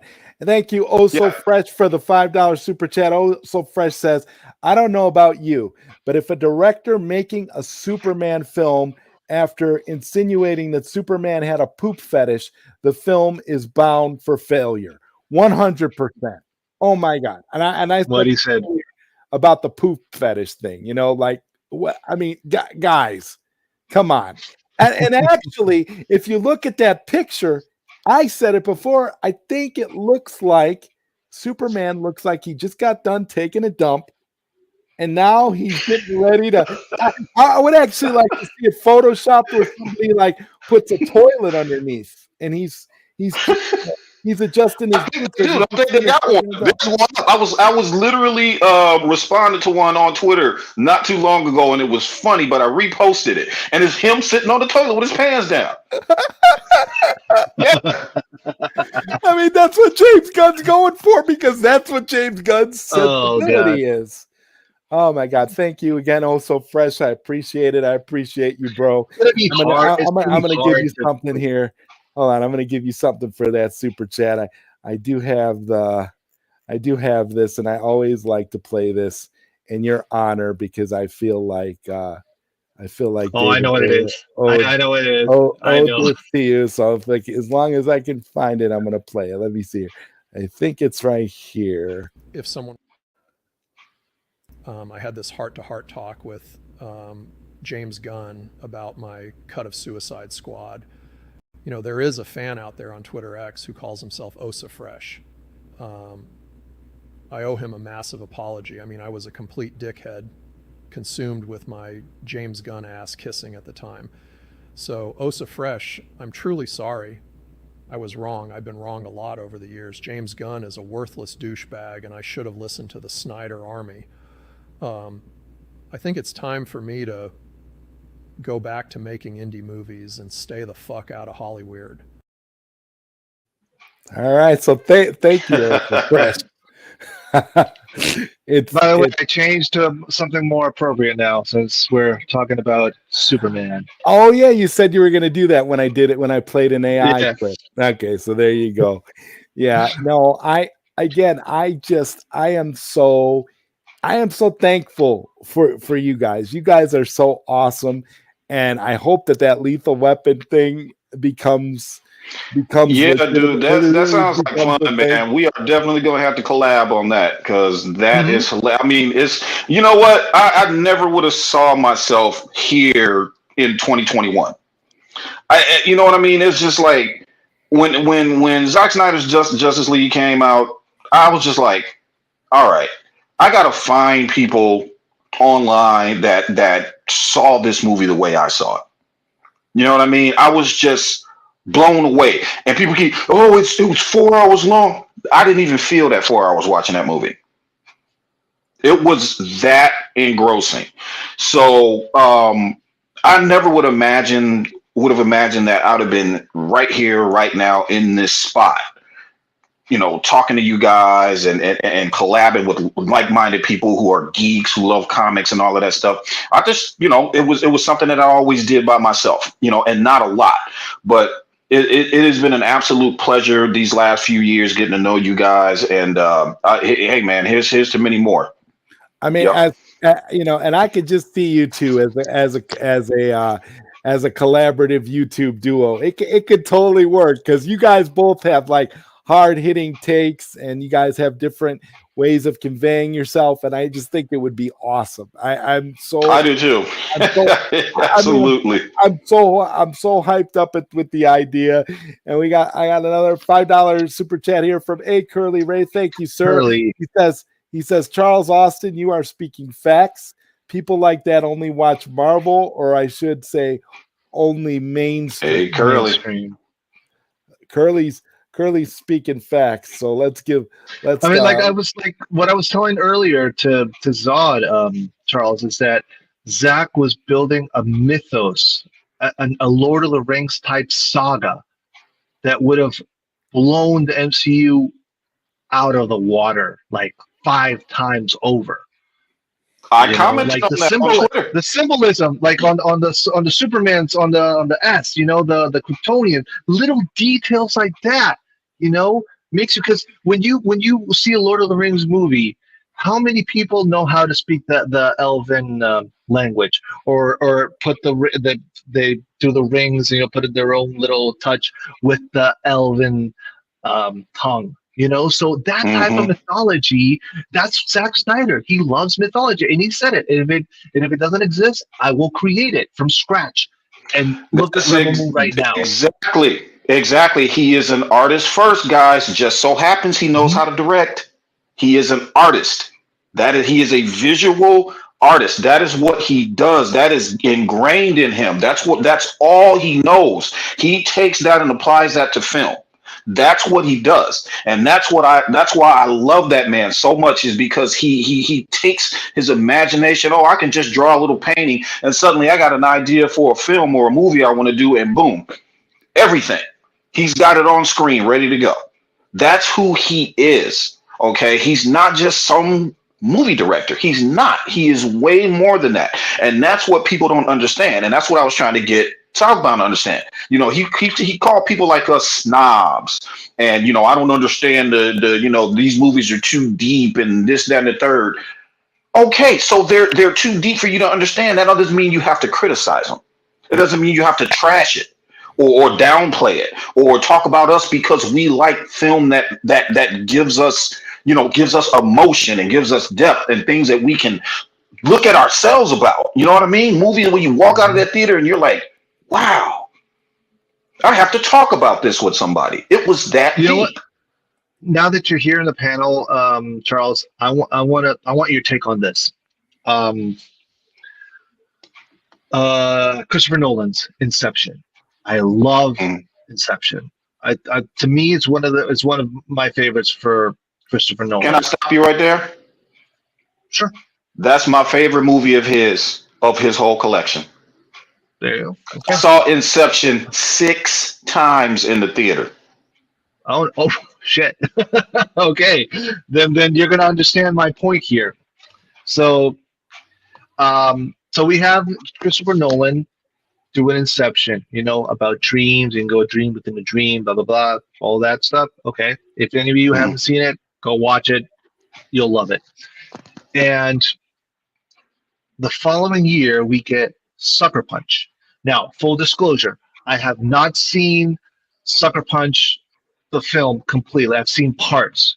I have not wanted to see the extended cut or whatever, because I know Zach has already said, listen, there's 5 to 7 more minutes of film. So I'd rather wait to get that version to see the whole thing. However, I do know what he was trying to aim for. Sucker Punch, in a way, is Zack Snyder's Inception. Because think about it. Absolutely. When Baby Doll is going, I know where you're going to the dream. Is going on. I know where you're going. secret is going on a dream quest to escape the situation where she's in. So she has to imagine herself that, okay, I am going to imagine I have a katana and some guns, and I'm going after these huge samurai giants and slash the hell out of them, and it's over. I surpassed that situation, but in reality, it's not. That's just your fantasy. You have to go through Exactly. obstacles like real life. Like people, like let's say if you had to go through that in real life, maybe you have to go through bullies here and there, but your fantasy, no, I don't want to see that. I want to see that I am slashing them and bam, bam. Inception, you're going into that person's dream to steal their ideas or to plant an idea. So it's all connected through through dream sequences. Because at the end, and this is a spoiler for any of you who haven't seen Sucker Punch. I've seen bits and pieces, but just spoilers. If you don't want to get spoiled, just mute or whatever. It's also a dream within a dream, because when she when at the end of the movie and she gets lobotomized, that is also another sequence dream. So just like in Nolan's Inception, she's also is in a dream within a dream. So in a way, it's his version of Inception. Baby doll. I don't. You said you didn't see the whole thing. You said you saw bits and pieces. So I don't know how far you got in, and I don't know who's seen this, but this is probably a spoiler alert. So I'm gonna go ahead and drop it. Baby doll was actually a playable character in that film, right? I did not know that. Okay. So I can't remember, what is her name? What is her name? The one that actually escaped and left the asylum and got on the bus. So right at the end, baby doll gets lobotomized, but there's the girl that escaped. That was her playable. That was her character. Baby doll was her. Yeah. Watch it again. You'll see. Yeah, I'm gonna have to watch. I'm gonna have to watch it. You'll see. But that's about that. But that's the point, that we enjoy analyzing and dissecting these movies, because they all have meaning and they are all connected in one way or another. That is what I was trying to get Southbound to understand. That's what I was. It's Southbound. Okay, you don't understand it. That's perfectly okay. You're not the type of person that looks at film and art in a literal sense like we do. I paid attention in English lit. Okay, that was when we talked about Shakespeare and breaking down moral dilemmas and all that other kind of stuff. I was into that. Okay, in high school, I wrote plays and I was in drama and theater and all of that. I did all of that, which is why I'm into this stuff. That's what I was trying to get him to understand. He's the type of person that will go to a Marvel movie or a DC movie or whatever kind of movie. He doesn't care about what the tone is. He just wants to go to spend money to see what it's like. And if he makes him laugh, ha, ha, ha, and he's good. With us, it's a little bit different. There's a little bit more things that we look for. We look for intellect. We look for the hero's journey. We look for struggle. We look for emotion. We look for depth. We look for all of those things to make us feel something. Okay, that's our escape, and that's all I was trying to get him to understand. Simple. And not everybody's going. Again, this is our cup of tea. That wasn't his, and that's fine. But one thing he should have done is at least respect our cup of tea, because if we don't like his cup of tea, it's like, okay, I don't like what you like. That's cool. Hey, a lot of people like Peacemaker. I didn't. It's a respect thing. You guys hit the nail on the head. It's a respect thing. You don't come into somebody's group and basically attack their entire fan base and attack everything they're about when you're ill-informed and don't know what you're talking about. Exactly. And you ready for this? Something simpler than that. Because a man made a film that you didn't understand. That's why we're here. A man made a film you didn't understand. Oh, Disney understood it though. which is why Disney was climbing down DC's throat way back in the day. You got to stop this guy. He's going to surpass us. What can we do? We need to do something. Mm-hmm. You think that DC and Warner Brothers weren't colluding to try to destroy this universe? Of course they were. Yeah. They knew. All they had to do. They knew what was about to happen. That Lord of the Rings style that you're talking about, Darkseid was going to be our Sauron. Yes. Okay, Apocalypse was going to be our Mordor. That's what that was, and they knew that. The ring is the anti-life equation. And the ring is the anti-life equation. Exactamundo. They knew that. They knew this man was going to surpass Marvel with just 2 films. And they were like, we got to stop this. We've been king of the crop for so long, and DC's been stumbling for so long. We have to stop this. Yep. Because all those guys that were in cahoots to stop it, I would not be shocked if they put all their money into the Disney stocks when Avengers Endgame hit almost $3 billion. It's all about the money, dude. You know, we can slice it any way you want. They don't have to make money for the company, but if they can put their bonuses and invest it into Disney stock and make money from the outside. As soon as they had that, as soon as they got that wiggle room to get Zack Snyder out the way, which they did successfully, that's when they got lazy. Because if you notice, there's a reason why it tapped out after Endgame. After you basically stole his ideas for his Justice League sequels, that was it for y'all. You didn't know what else to do. Yeah, there was no more ideas to steal. No more ideas to steal. They rated it down to the bones. They didn't have nothing else. And honestly, the Russo brothers aren't that deep. They tried, but they're not. And then and then the credit really doesn't go to them. They didn't write Endgame and Infinity War. That was Marcus and McFeely. Thank you, Heaven. So the CARES Act. That's what it says. The CARES Act. See, people put a lot of look. Let me tell you something. In my opinion, you can say what you want about what positions you have as far as creativity in Hollywood, but the most important job to me in Hollywood when it comes to creativity is writing. It's writing. Yeah. Because it is starting right here. And that's why they were fighting. You pick that pen up and you pick that pad up and you get to going. It starts with that. Actually, writing is the most important job and the hardest job in Hollywood. Not shooting the film.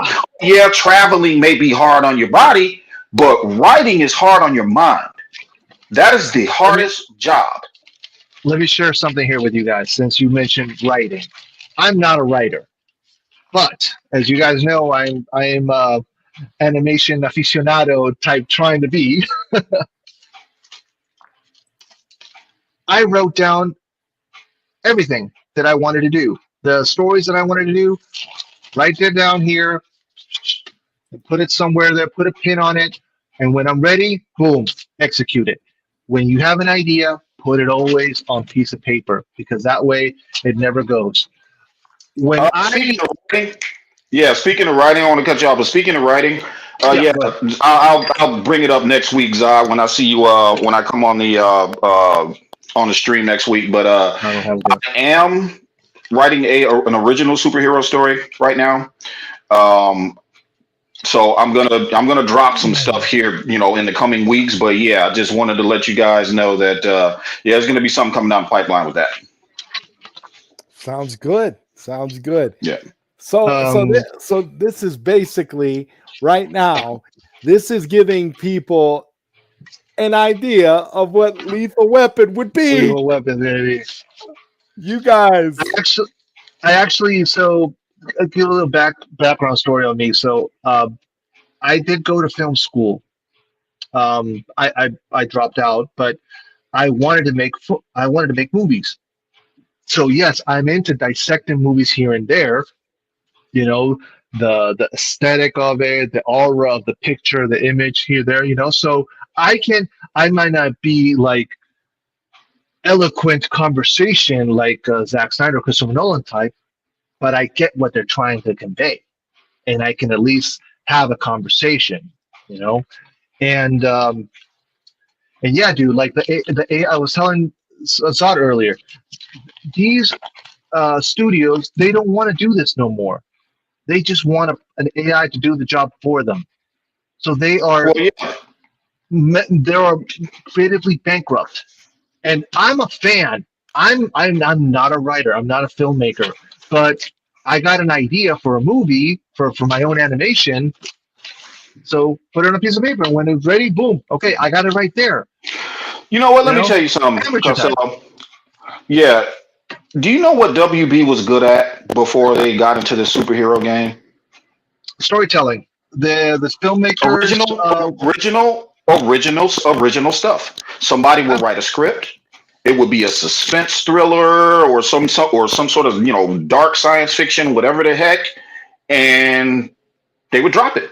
WB was known for the dark and the suspense thriller stuff. They were known for that. They were known for the auteur filmmaking. So before they got into the superhero game, that was something that they were good at. And see, maybe that's something that they need to go back to. And all of Hollywood, for that matter. You guys need to just drop the existing IP stuff, okay?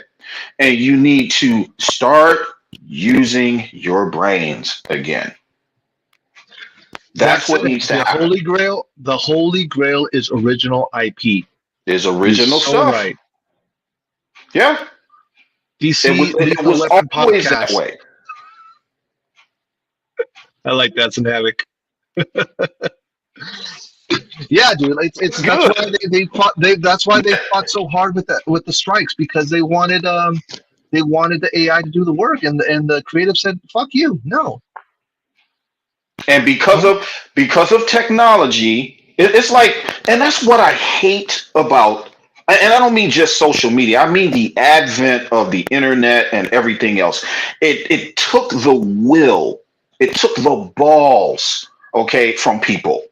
People had the nuts to go to Hollywood and write and get rejected and keep going, and they don't have that anymore. Okay, they're soft, they're sensitive, they don't want to really do the work, and they want everything the easy way. And it's because of technology. It is. I'm sorry. Technology, don't get me wrong. I wouldn't be here. We wouldn't be talking if it wasn't for, YouTube and all this other kind of stuff. Mm-hmm. And technology has its moments. It brings people like us together. On the flip side of that, makes everybody lazy. Yep. Unfortunately, like people, like obviously, I'm like, we're an older generation, but like younger kids have gotten so lazy because of technology, because of their phones, because of social media. Like I hear girls like, "Hey, what do you want to do when you grow up?" "Oh, I want to be an influencer."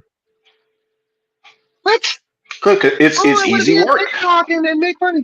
Like, they want to be they want to be on OnlyFans. Yeah.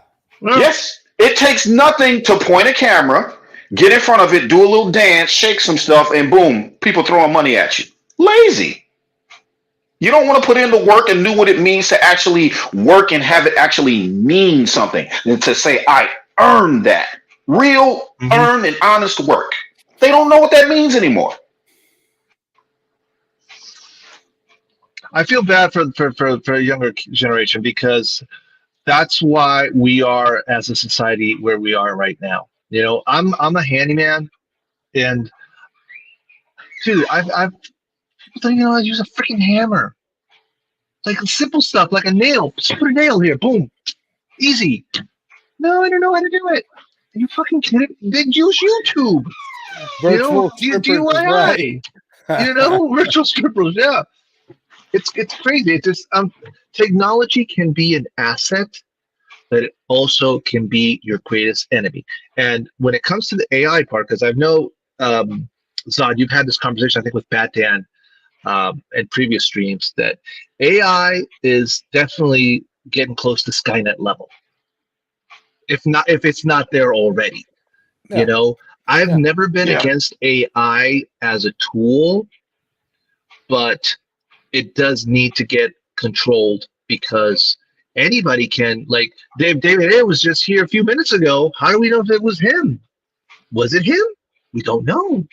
You know? Well, yeah, I was It's listening done to the point. I'm sorry, I don't mean to cut you off, but Robert Meyer Burnett actually made a very good point about What do you say? how, um, basically about how you're not going to be able to tell. You're going to have to literally go back to the olden days when you want to meet someone and be friends with someone and share and connect and all of that. You're going to have to literally do it in person. You're going to have to touch grass, as they say, because you never know now when you're online and you're talking to people. Nothing is real anymore. They're saying that that AI every 2 weeks AI is basically exponentially learning something new. Every 2 weeks they're just it's just going and going and going and They keep feeding the monster over and over and over and over. over and over again. Yep.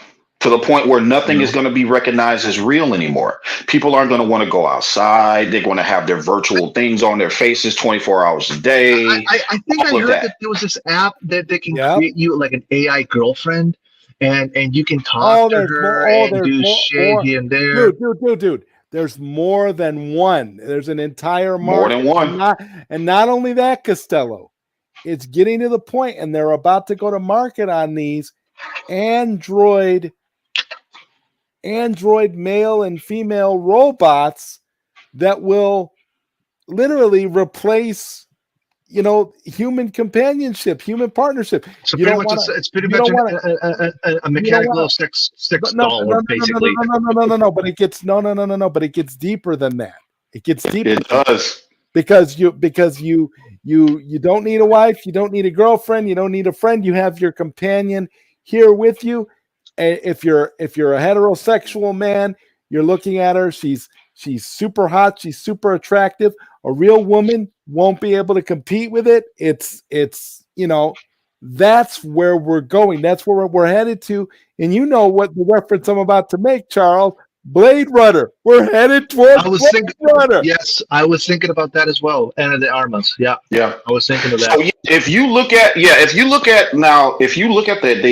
so you can't tell anymore. They're coming out with what, like, they're making AI women, like, pictures, and it's hard. It's really you got to look really close to see if they're gonna overlay that with 3D printed with the robots we see in real life. They're gonna look real, bro. They're gonna look real as fuck. Yeah, that's what they're doing. Have you seen the movie? It's with Bruce Willis. I know which one you're talking about. It's like Surrogate. I think that's what it's called. Surrogate, yeah. That's Surrogate. Stay in the house. They don't go outside. They send their surrogate robots, and they're basically integrated into the robot so they can feel, touch, have sex, and all that good stuff. That's what this is going to be eventually. That's what this is going to turn into. Mm-hmm. Yeah. It's going to be far more than a blow-up doll upgrade. It's literally see, and here's the thing, and I think I was talking about this a couple weeks ago. When it comes to the virtual reality aspect, who's going to want to live in real reality when you can put the headset on and you can experience any reality you want? Go down to the dream within a dream. Yep. Yeah. And they're not going to want to wake up, dude. No. What did he say in the movie Inception? He said, what do they do? They come here to dream? He was like, no. He was like, they come here to wake up. They don't come here to dream. They come here to wake up. Who are you to criticize? That's exactly what he said. Yeah, unfortunately, Sin Havoc makes the point here. Potentially next month, things are going to get weird. Automation begins. Yeah, it's gonna start. You're gonna start seeing the rollout of those androids that we were talking about. It's gonna get nuts. We are here. We are here. It's coming. We are here. And it's only going to get weirder because guess what, guys? Wait until they marry because they haven't quite done that quite just yet. They're doing that. They're already marrying their online chatbot girlfriends. They're marrying their What wife. you know what I'm talking about, Zod? I'm not talking about just any chatbot or any regular computer. What I am saying is when they marry AI to quantum computing, that's when the shit's gonna hit the fan, bro. Because right now, AI is already dangerous with just our little regular ones and zero computers that we have digitally. It's already dangerous with that. Wait until they finally mirror and bridge together and marry AI software with quantum computers that does calculations not on ones and zeros, brother, but it calculates on atoms, the spin of electrons. Now, the things they'll be able to do, they'll probably be able to find a cure for cancer. They'll be able to tell us whether or not parallel universes exist. They'll be able to tell us if we can go back in time. Those computers with that AI will be able to do all of that. But you know what they'll also be able to do? Destroy us. Self-aware. They won't. You know what? You know why they won't have to destroy us, Charles? Because we're going to destroy ourselves. Because you know how we're going to destroy ourselves when we have all of these pleasure bots. Let's just call them pleasure bots. Everybody has a pleasure bot, right? Then reproduction completely disappears. There's no need for it. So the population just decreases over time. And AI are going to take over. AI isn't going to have to wipe us out because we're going to wipe ourselves out because nobody is going to have the desire to meet face to face. The whole world is going to become robots. Can I say something before I forget? With the point that Zod just said, that like the bots here and there, blah, blah, blah. Another thing that's also happening is I think I saw a report this on an article or in the news. I don't remember, but like a lot of people nowadays, they're not going out and meeting people because the OnlyFans type gig now, women can go in there and they can have sex with their significant other or do their thing with various couples or whatever. But the issue is, how are you going to meet someone in person? Like go to a bar, go to a restaurant, go to a party. AI. Hell, go even in the freaking library or the grocery shop. You can already you can already use VR and go. You can go to VR and meet people meet AIs, other AIs in bars online. Now, one thing also want to say, like, I am like, hey, what you do for hustling to make ends meet, respect. As long as it's not illegal, do what you got to do, But here's the other issue, and this is not me trying to be a macho man or whatever. It's just the reality of what I'm seeing. A lot of women nowadays. The women nowadays are much more independent, which great. I'm all for everyone having independence, but they don't need a man now. Because if they're doing a lot of OnlyFans, they get the money. They don't need a man to like support them or be a companion for them, So that's also going to downgrade population, reproduction, marriages. Nowadays, marriage is obsolete. Marriage is obsolete. Dude, my best friend from high school got married and got divorced a year later. Do with that what you want, And like I keep telling people, like, why are you getting married? Like, okay, if you're old school, you got married, great. But I'm talking now in 2024. Why would you get married? You don't need to get married. There's no need. It's like you said, it's obsolete. It's just a freaking contract. You sign a piece of paper, blah, blah, blah, and then what happens later? Eddie Murphy, half. If you know, you know. So, but to have a companion, someone to like, who you can share your life with, that is every day it's less and less likely because of all this AI shit, all the OnlyFans type thing that, you know what, I don't need a man or I don't need a woman or whatever sexual orientation you are because I can sustain myself. It's not about sustaining yourself. It's about connecting. It's about building what's the word I'm looking for? Building a life together, you know? We don't see that anymore. Everyone is completely independent now on their own, and loneliness is starting to kick in. COVID was and AI Yeah, and and and AI is social media is definitely not helping. So yeah. yeah. Social And media is not AI All right, helping. AI is not helping. yeah.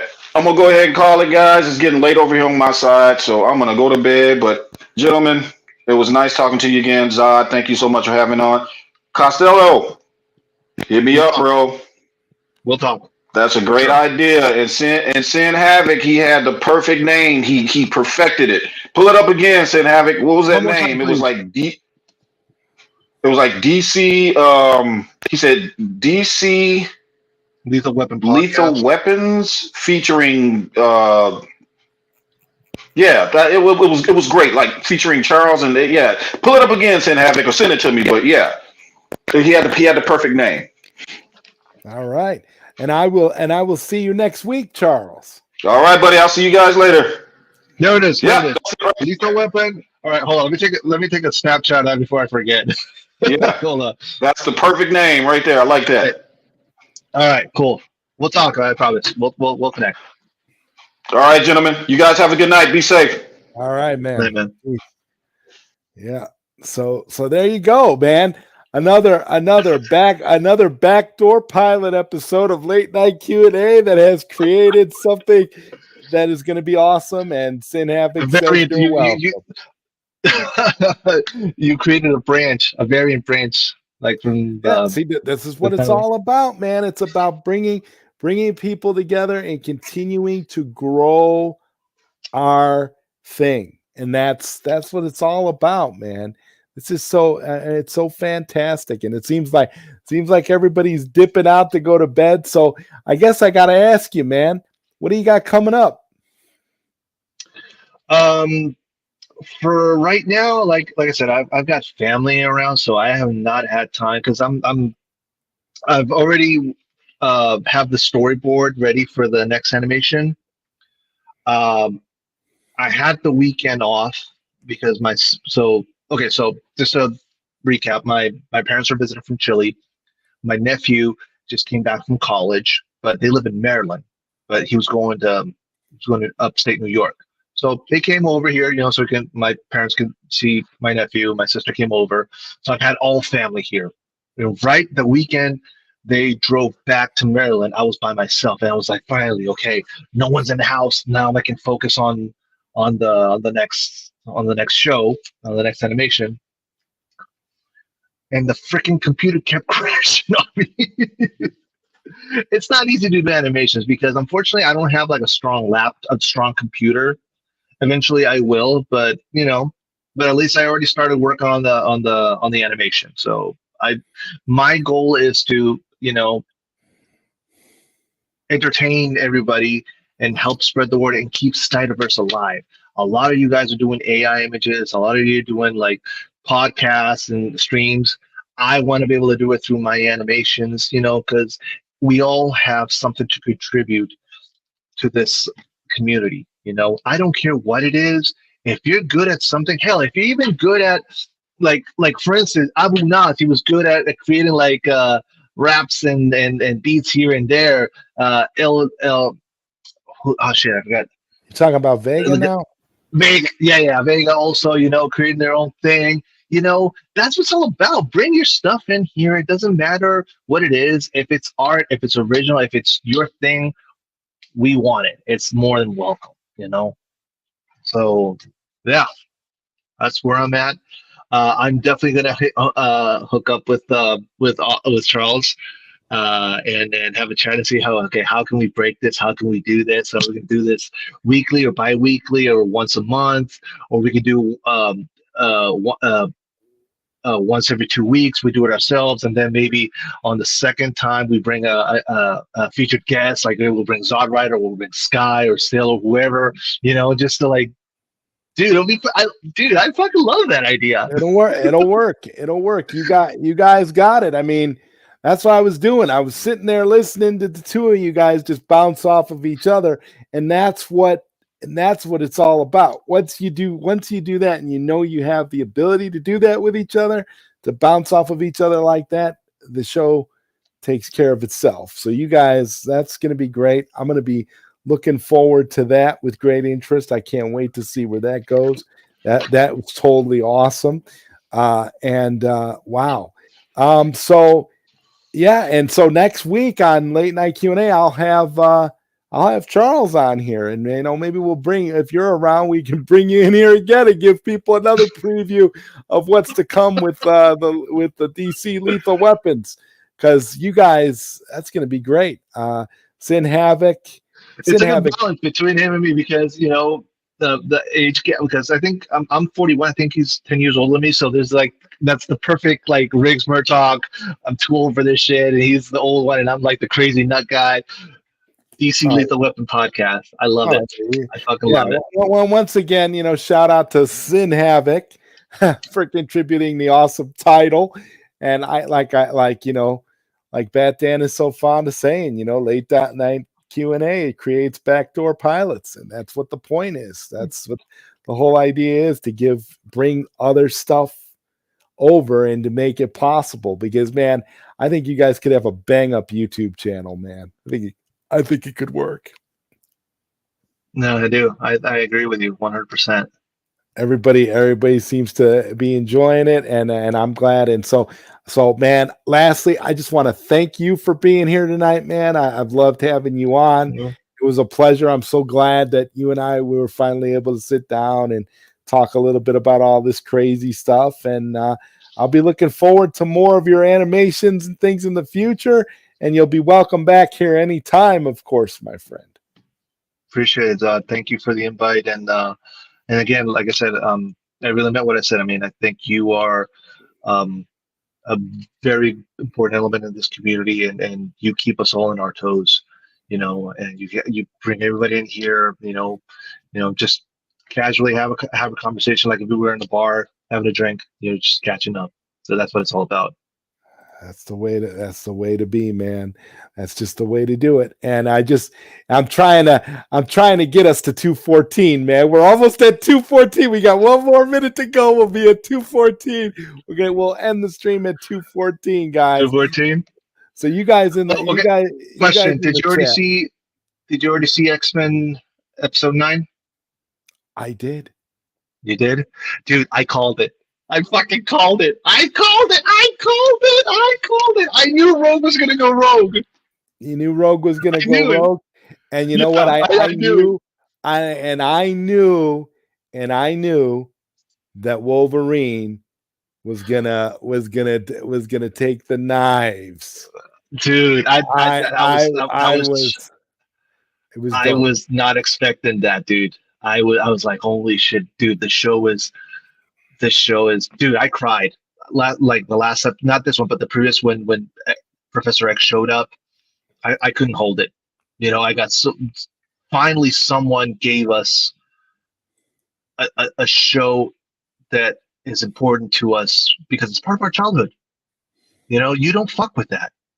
You don't fuck with a little kid's imagination, and we're all still little kids. We're all grown-ups. We have our lives, we're paying bills, we have families, etc. But our inner childhood is still there, and when we see it being honored properly, dude, like, I am so grateful. I'm so grateful I gave this show a shot, because I was not going to watch it, because after all the BS that was going on with Disney, I'm so glad I gave it a shot, and I'm enjoying it. I feel the same way, man. I feel the same way as you. There's more to come with X-Men 97. There's more to come. Hashtag sell Snyderverse to Netflix. Sell ZSJL to Netflix. Ladies and gentlemen, we'll be back with more. Have a good night, everybody. Night, guys.